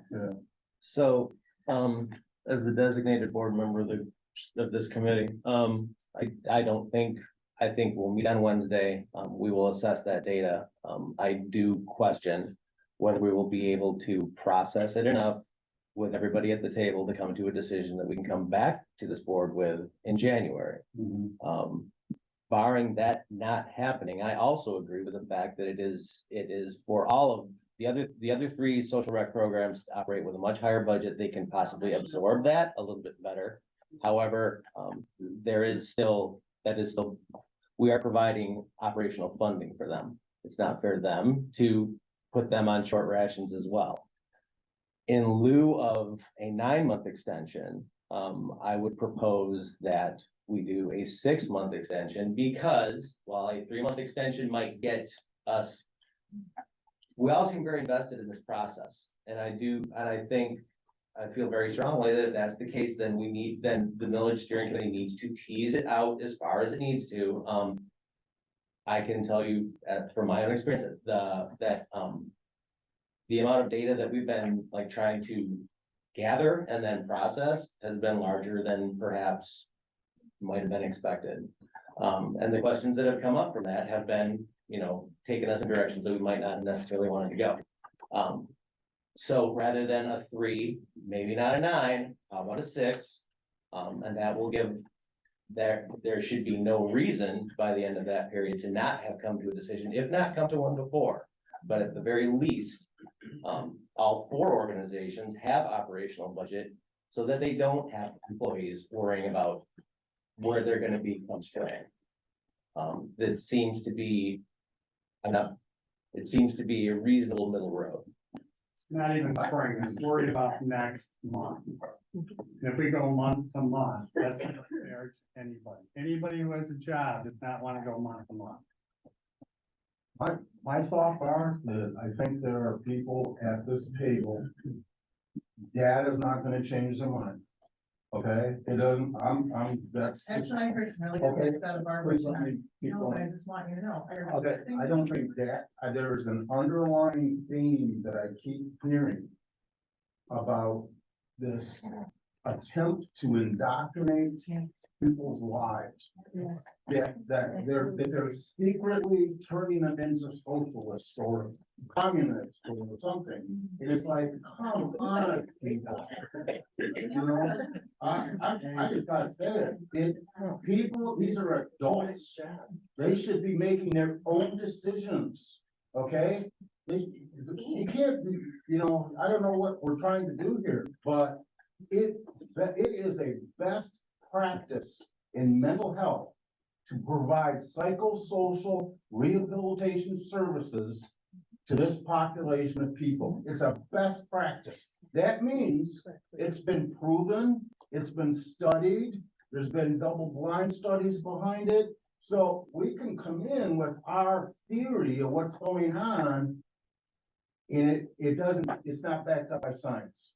Okay, so let's just be honest here. There are people at this table, they're gonna dig their heels in. So why are we becoming the master of delay? That's what we are right now. Let's delay it. If you had questions, then why didn't you go over there and ask them? Okay, so we're done. I went there a couple times. So I don't know. I just feel like we're stringing things along and not doing what we're. Well, let's show you what I can do, and you can defend it, okay? let's start out with who's created and is running this center. Okay? She's the CEO that calls herself the experimenter. My question is, what is the experiment? And I'm taking a look at the records I've accumulated, and I'll let you form your own opinion. This is Barbara Lee, the drag queens, okay? That's Nice. actual proof. Right there, with kids, and men dressed up as gross caricatures of women. I believe that's called female blackface. But I guess that's okay, right? Is that a social emotional rec program I'm watching right there? This Does doesn't look that like a have social anything to rec- do with the social, does Exactly, that have it anything doesn't. to do with what we It give them money doesn't. to do for us? That's- Then why are we talking about it? Because it's social, it's supposed to be promote social recreational program. So it matters who you put in charge of the social. Is that It matters a who's in charge. Is that a That's who's group? behind it. I'll tell you some more, because I can always see we're dug in here. No, I don't. I'm the MAGA Republican righty, and you're the leftist running for a commissioner. Oh, come on. That is uncalled for. That is totally inappropriate. And I also heard that you said the 8% or 8 times greater suicide rate for LGBTQ is God's will. I never said that. Let's back up. We have a motion on the table. You don't want to hear the evidence? You don't want to see it? Let's not go there. You know what? Right now, I think we just need to make a decision. We have put our information with the committee, and we've said to them, we need this information before we can move forward. Chris has expressed he doesn't think a month gives us enough time, gives the committee enough time to bring things back. Their motion until the end of the fiscal year. You've alluded to maybe amending that motion. I would like to amend that motion to fund for 6 months, versus the I rest. don't want it on my. Okay, You don't want so according to Robert's rules, when there's a motion on the table and it has been supported, we've had discussion on the motion. And there's a suggested motion to amend. There's not a second to that. So right now, the motion stands is to, I wrote the motion, excuse me, to fully fund all 4 social recreation programs through the end of fiscal year 2024. That's the current motion. So. We need some clarity and some information here. I really, truly do. Social rec is for IDD population, correct? No. No. You're not That's correct. what it's saying, Okay. exactly. Look up- That's, actually, I did look it up. Okay, look. So so you're, CSR. In best practice. I looked at it for days. yeah, I looked at it for, I did too. All right, no, fine.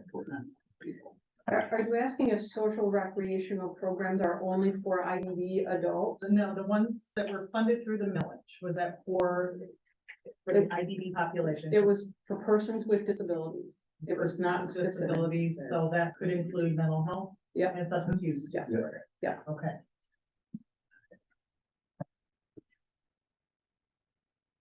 You track by population, how many people are seen in each one of these programs? Yes. And so it's like $290,000 they're given to Momentum equivalent to the number of people that they see, or if it's ICUS or Heritage or Pioneer. They're serving by far the most amount of people. Are some of these questions going to be teased out more by the committee? Is That's that what I will was we hoping will for. we get that information? So that's probably will answer Gretchen some more of your questions. So right now, is there a second to amending? Oh, I mean, amendment, I'm sorry. Is there a second to amending the approval of 6 months versus 1 or 9?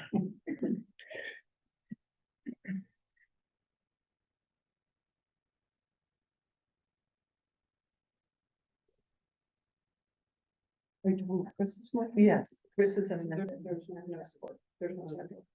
So that.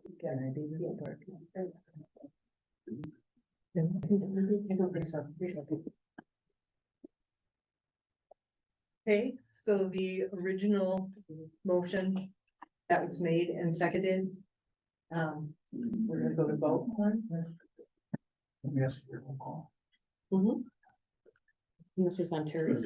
Mhm. Ms. Vance? What am I voting on, just to make sure I get this straight? We're voting on extending the social rec contracts till the end of the fiscal year and. I guess that's going to give the committee until the end of the fiscal year. Otherwise, they expire effective September 30th. They expire, right? Okay, so the motion is, To extend till September 30th. so this suggested motion was amended. No, I made a different motion. That was the suggested. Fiscal year. Yeah. Yeah, Patricia, could you thank you. To fully fund all four social recreation programs through the end of fiscal year 2024, which will be September 30th, 2024. Can I just say something? I guess Chris said it well. Steve and I sit with Chris on the renewal committee. And honestly, we've only met 2 times in person. We had a lot of stuff to have to go through, and Lynn did a fabulous job just giving us the history of the whole thing. That took one whole meeting just to understand the history of how we got to the place of the millage. And that's, we learned about the navigators, and we've had some, I actually really enjoyed the 2 meetings that we had, but when there's so much to go through and so much to learn to understand. And we did, the 3 of us had big family issues last month. That happens, right? We know that life happens. And so I feel like you're not giving the committee just the time to let them finish it up. So let us meet on Wednesday. You're probably right, Chris, that we won't come back with a decision, but we might. I don't know. Just let us do it on Wednesday and see what we come up with. I don't feel right moving it to fiscal year, but I also don't think 3 or 6 months would be bad if we can talk to the full committee. There's just a lot to process and figure out.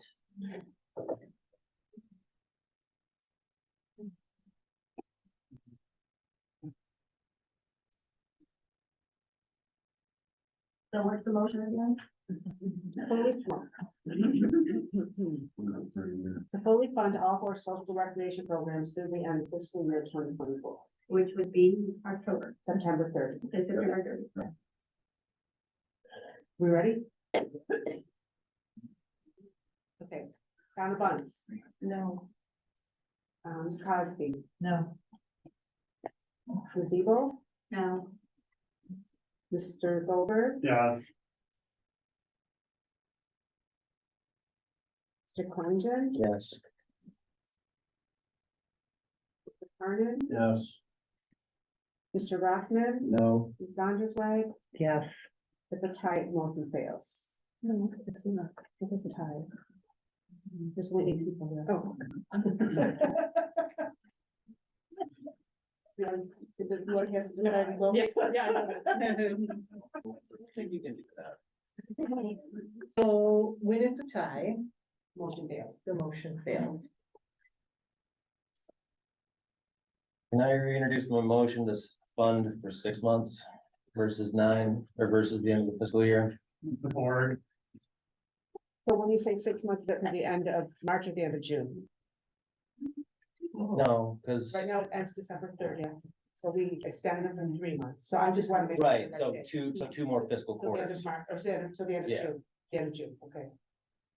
So I'm gonna put that in the motion. Do you feel that would give the committee, oh wait. That should be more than an adequate amount of time. I can only say that we will probably require less, but I'm very averse to doing a month.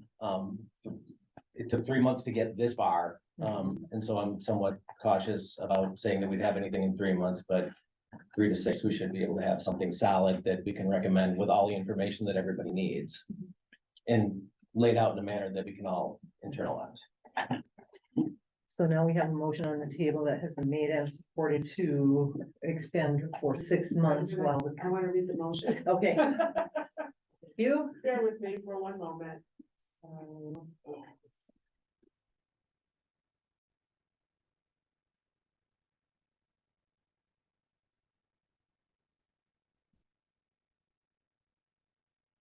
All right, the motion, moved by Chris.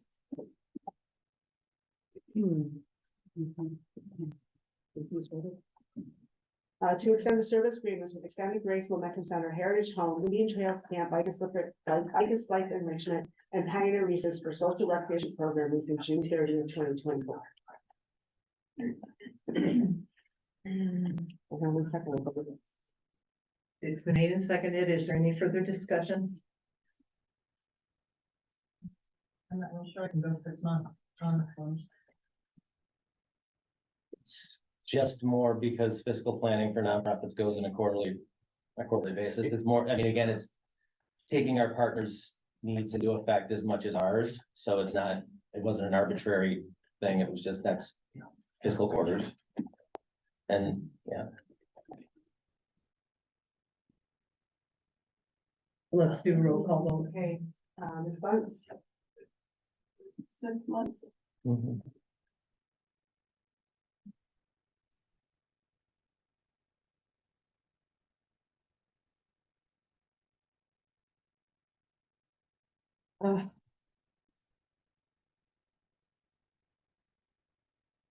Yes. Ms. Crosby? No. Ms. Ebo? No. Mr. Colbert? Yes. Mr. Klein? Yeah. Mr. Carnan? Yes. Mr. Rockman? No. Ms. Donderswag? Yes. Motion carries.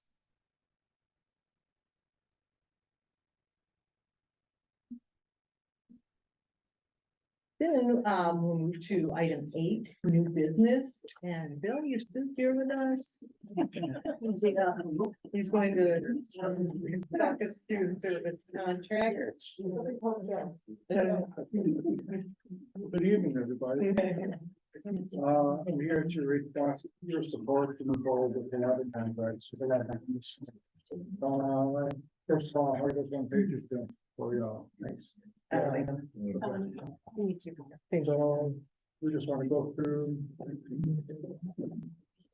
We just want to go through each one individually real quick, or we open it up for a question. We've had these since Thursday. Are there people who have questions about specific service contracts that? Yeah, I got one about the light EMS. I thought maybe I heard about this at a board meeting. Does the CMH have any vehicles?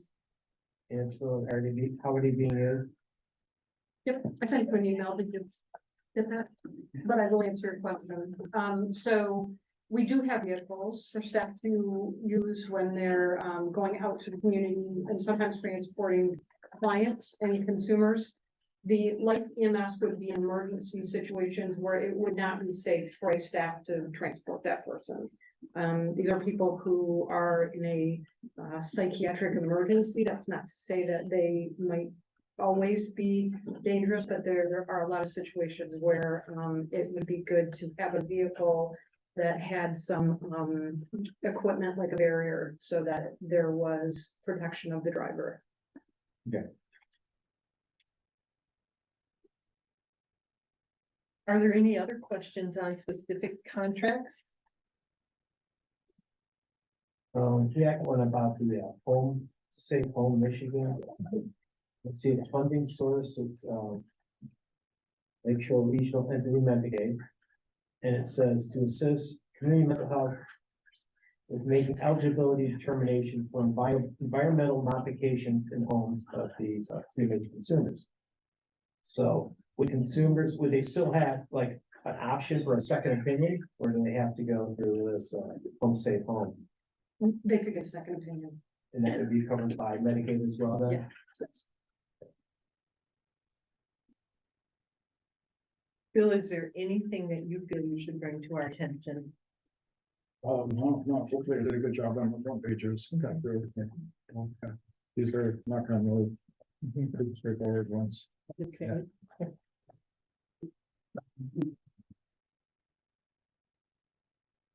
So is there a motion to approve the service contracts as presented in attachment B? So move. Is there support? Support. Okay, it's been moved and supported to approve the service contracts. All in favor, please indicate by saying aye. And opposed, same sign. Thank you.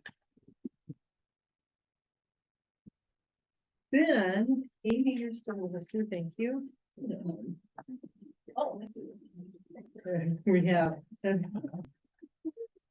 Financial statement, we're on attachment C. Okay, so first, presenting on the mental health and activity fund. Financial activities through the end of November. Revenues and expenses are in a healthy position. We're about 10% spent, with a target of 17%. We have a general increase in net position, just over $3.5 million. Healthy activity and in November, which kind of makes up for, the slow start in October where we're billing and working on a lot of our prior year payables still. Nothing outstanding to report. Our revenues are coming in healthy and service activity is in line with the budget. As for the millage and grants fund, same thing. We are about 24% spent to a target of 17%. That's pretty much contributable to the contractual services that we have one-time payments for at the beginning of the year for like specialized residential agreements and things like that are paid out of the millage. Some of those contracts that were approved in prior months. We have good grant activity. Our grant expenditures and revenues are well balanced.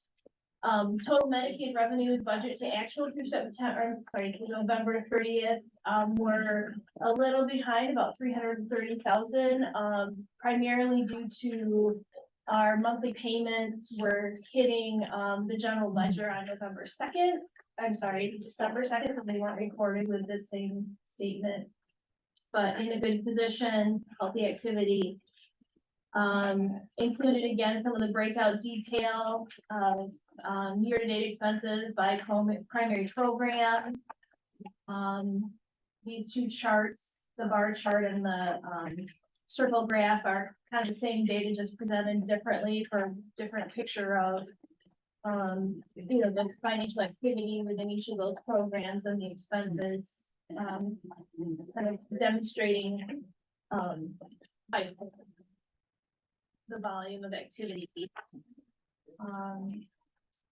The next page is with additional budget detail, revenues, and by funding type. So, of course, Medicaid makes up nearly 70% of our funding. The second, we have some waiver programs that come in second. Medicaid does include all of the Medicaid benefit plans capitated. Healthy Michigan is all included in that. And then grants are budget to actual. We do a lot of drawdowns for our grants, so they kind of accumulate as we spend the money. So we don't usually have a collection of revenues that they wouldn't exceed our expenses, which is a little different than other things where we get the revenues on a monthly basis. Any questions on all of that, or? Yeah, we talked about like contractual services last time. You're gonna talk about breaking that out. And on the first page you have highlighted in green. Is that an explanation of contractual services? Is that something that's fully separate from that line of contractual services? Are you referring to? SUD. Those are, so the green is all the SUD activity. So we used to have two separate funds. So we consolidated the funds, but earlier it was asked that we still report the data separately between mental health services and SUD services. So that's kind of, if you'll notice, there's a subtotal for mental health revenues and expenses, and then a subtotal for SUD, and then a fund total for both of those programs, or for all the programs together. So there would still be opportunity then for, yeah, the next report under like contractual services? then? Yes, They, and I actually description had of been some sort? working on it with Lynn, but we didn't get to the level of detail that we wanted, so we're still working on it. Yep, Amy came up with something. I think we need to, make it easier to understand, but we're gonna try to bring that next month. Yeah, so I like to make sure when I mentioned about that green highlight, I was possibly, you had done that, and this is what you were explaining. but it's Yeah, not like no, that. We'll have more detailed report with the contractual revenue or expenditures. Yeah. The Okay. big advancement for this month was the larger size of the document. Yeah. Okay, and as far as these numbers that we have, you know, for over, under budget, Mhm. I mean, we really don't have any hard numbers for the year. I guess when you have to wait till September 30th, so you can really look back on 2023 or 2024. Because, you know, you've got money that's coming in like staggered between what's received and what's spent. And then your numbers here are just kind of based on a 12-month average. So you really don't know what you're receiving and spending. So at what point when you show me a report like this, I could, you know, I have hard data now to reflect on and say what we're over, under, how we did for the whole year. So at an annual basis, it would be in February when we consolidate our final financial report that we have a financial statement that we submit to the state, and that gets audited by our auditors prior to that. So we will be sharing that in January, February. But that, from a big picture, that's where we get the balance of what we received, receivables, and what we paid as expenditures. So this is, you know, year-to-date actuals. It's as close as we can get to that. We do budget by a 12-month average, but the year-to-date does have some fluctuation because even though we get a lot of our payments on a monthly basis and we record everything on a monthly basis from an expenditure standpoint, you know, there's fluctuation because what our revenues are going to be are based on our actual services from 2 months prior, the number of clients that we represented and served by those populations. That kind of feeds into what we actually will be receiving in revenues in the future. So by February, then I'll have a report, and I can say this is For what 23. 2023 looks like. Yes. Yep. Okay. Yep. We're putting that all together now, so we're still, our final reporting of encounters to the state is next Thursday. And then we'll start crunching all those numbers and work with the auditor to make sure we're reporting in all the right categories. Okay. Thank you, Amy. Is there a motion to approve the 2024 November financial statement as presented? Support. It's been moved and supported. Is there any further discussion? All in favor indicate by saying aye. And opposed, same sign. Then, attachment D, looking at the budget amendment 1. Okay, so we have a budget amendment for 2 grants, an extension of the slot grant, through March 14th, $144,794. This is for our crisis intervention team. We received an extension of a grant that had been ongoing, and that will go through March. So that's part 1 of the budget adjustment. The second is $57,911 for the diversion interventions from boundary spanners, our DIBS grant. This is carryover funding from fiscal year 23 that was approved to carry over into this next fiscal year. We didn't spend it last year, so we were able to carry that forward. And those funds will be available through April of 24.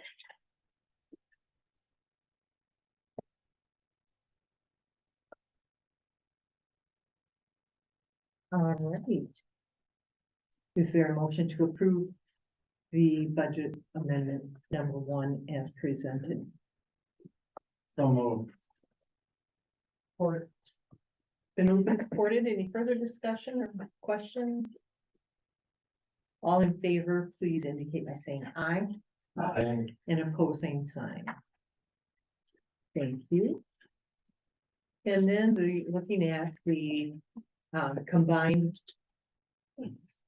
Attachment F, which was not. Well, can we look at can we do that? Oh, yeah, yeah. Report? Okay. Yeah, I live on. right, attachment Yeah, F, yeah, I missed that it. was not in our. packet. Yeah. Yeah. Yeah. That's that. And everybody was copy of it? Yes, I do. Give an extra. So that, did you give us? And I need to know.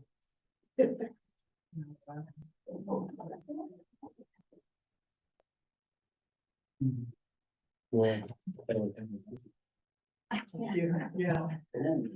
I know. So this is just our monthly, combined FSR with the Lakeshore Regional Entity. This is for, financial activity through the end of October. And for informational purposes only, the field note from Ottawa County, like I mentioned, we had healthy revenues over $4 million with just general expenses under, around 650,000. So, kind of that first month is slow start, but we did establish a healthy base so that there's no issue with cash flows or anything like that. Everything is in line where this was a draft only document that I don't know what when the final was going to be available, but they were changing some of the formatting because of the new reporting requirements for some of our grant activity. So. On the percentage variance where Ottawa's in the red, is that concern at all at this time? For either one of those? That was based on our projections, so we maintained an expense projection a little higher than what the LRE gave us as a revenue projection, just because that's what's in our actual general ledger budget now. Okay. We'll be resolving that and kind of as we get through this first quarter, adjust up or down depending on where our revenues are at that point. But in that first month, we maintained a projection that higher than what of expenses that higher than the LRE's initial revenue projection for us. And it, it's a small percent, but. Thank you for sharing this again. It's always helpful to look for the LRE or as a group where everybody else. I appreciate that. Any other questions for Amy? All right, thank you. We'll move on, Lynn, to Executive Director report. Board meeting schedule. Where? We have two actually, so. Oh, did I miss that? Yeah. Oh, we'll go back. Okay. And then everybody's report after that. I missed that too? No, that was another meeting. Oh, okay. Yeah, the lights report. Okay. So, attachment E. We're looking at the board meeting schedule. Okay. Anything different? Move it up. Move it up. Yeah. Yes.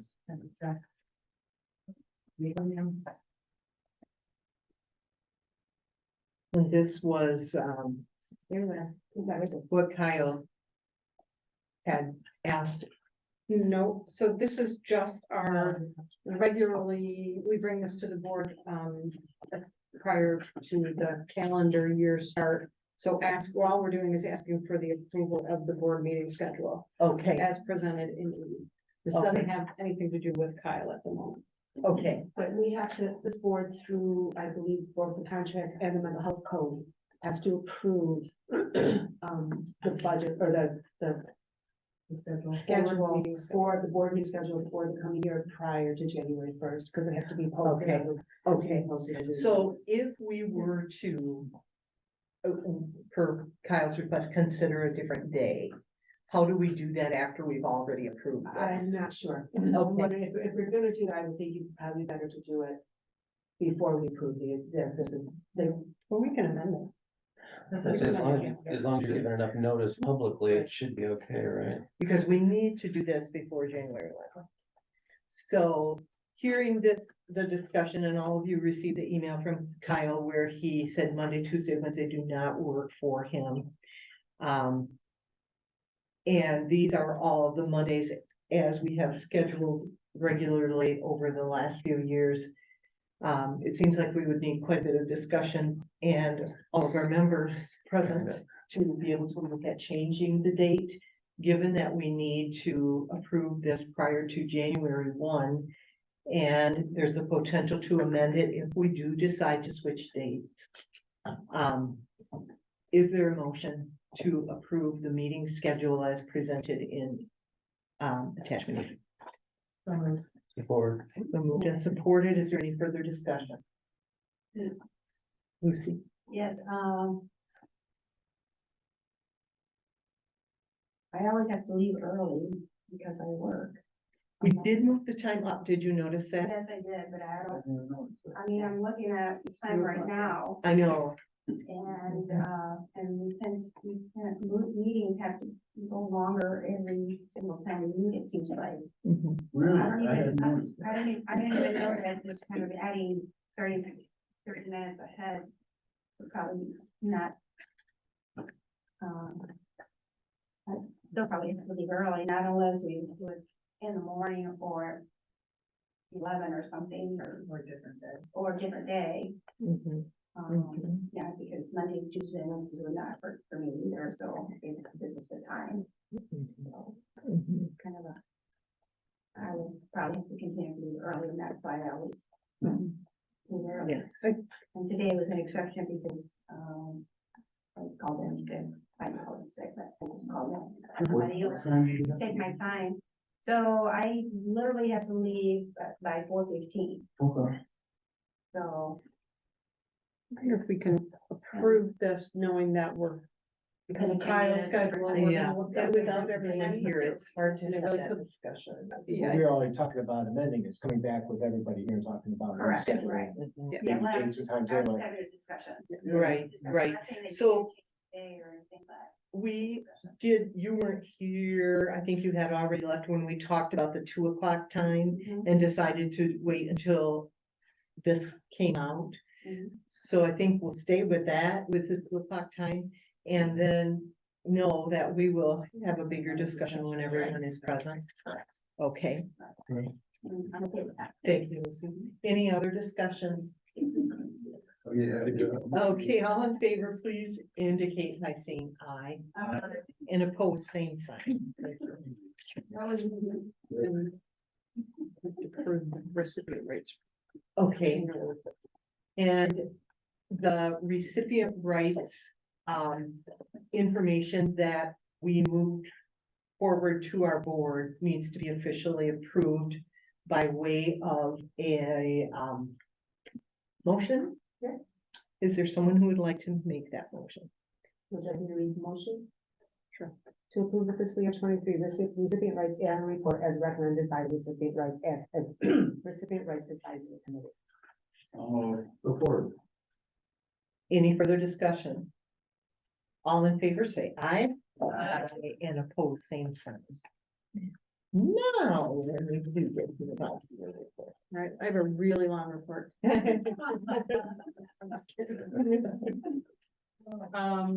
think this is the longest CMH board meeting we've ever had. That's So up there. cool. So, yeah, there we go. Yep, so, as I've reported the last couple times, we are still keeping a very close eye on Medicaid unwind, that re-enrollment process, because it does impact our revenues. At the region, they are noticing that, the enrollments and for the revenues coming in are declining. We have reached out to Michigan Department of Health and Human Services and expressed our concern. We're not the only region that has those concerns. I will just keep you up to date on where we're at with that. From the Lakeshore Regional Entity, we received notice that our annual site review has been scheduled for February 5th through the 9th. That's a pretty extensive review of a lot of the work that we do. So there are desk audits, reviews of various committee work, and clinical chart audits and credentialing audits involved in that. We usually do pretty well on that. I anticipate that we'll do the same this time around, but I certainly will let you know the results of that when I get them in. From community mental health, I say this every time, but staffing continues to be a concern. We're up to 14 positions vacant. We did hire a new IT program supervisor, Tony Benjamin's, working for the county, right now over the health department. We did not recruit him, but he's coming over. I think it's gonna be a really good fit. We're losing one of our family services program coordinators, Sam Stasko, will be going to the Lakeshore Regional Entity as the clinical director. So her position is open. As far as recruitment, I think I let you know that we are working on some videos and those are almost finished up. They're intended to be posted on our webpage and our social media, just some short staff interviews of why it's a good idea to come and work for us. We've already talked about the millage steering committee. Our next meeting is this Wednesday.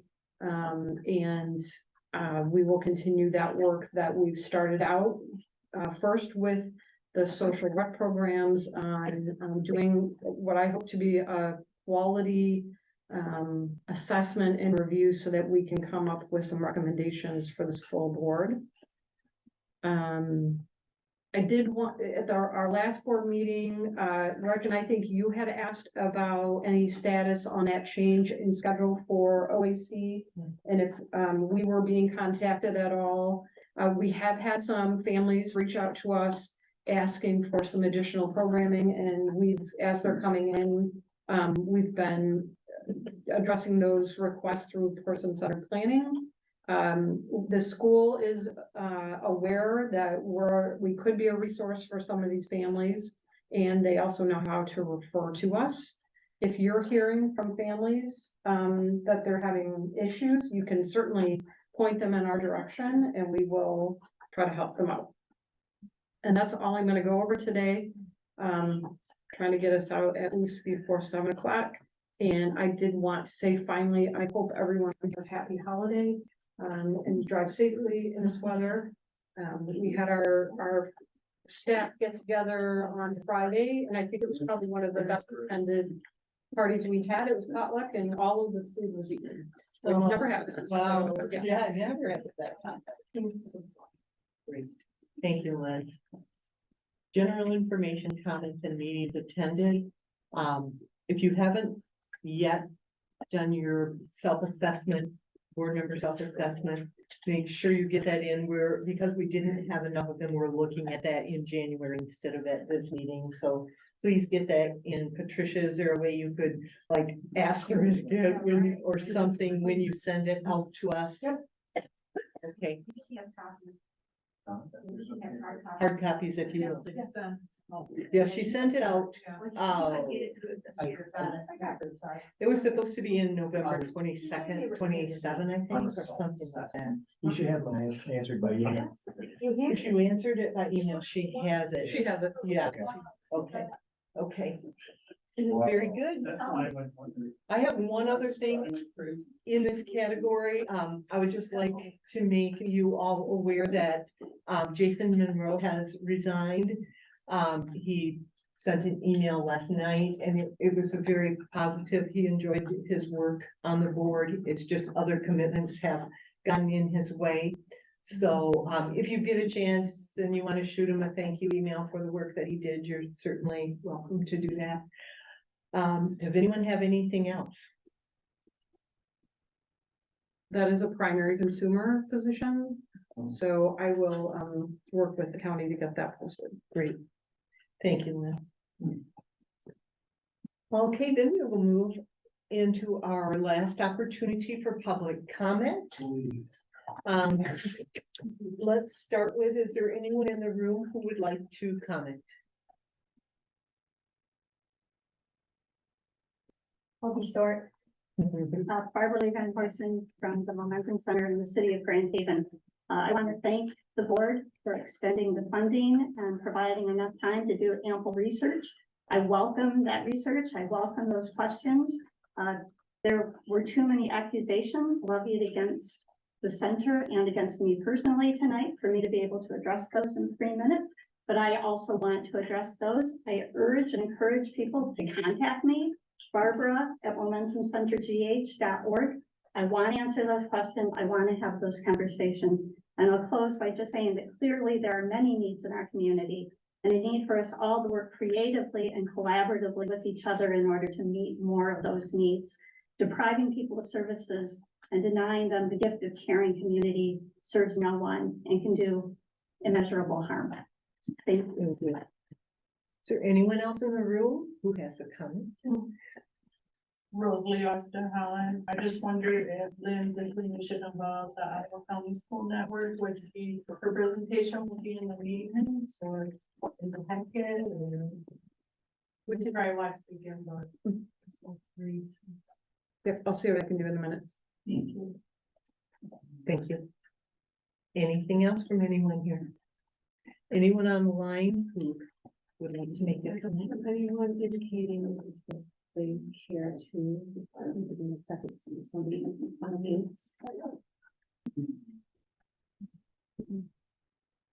All right, then, this is it. Our meeting is adjourned and thank you all for being here and wish you a Merry Christmas.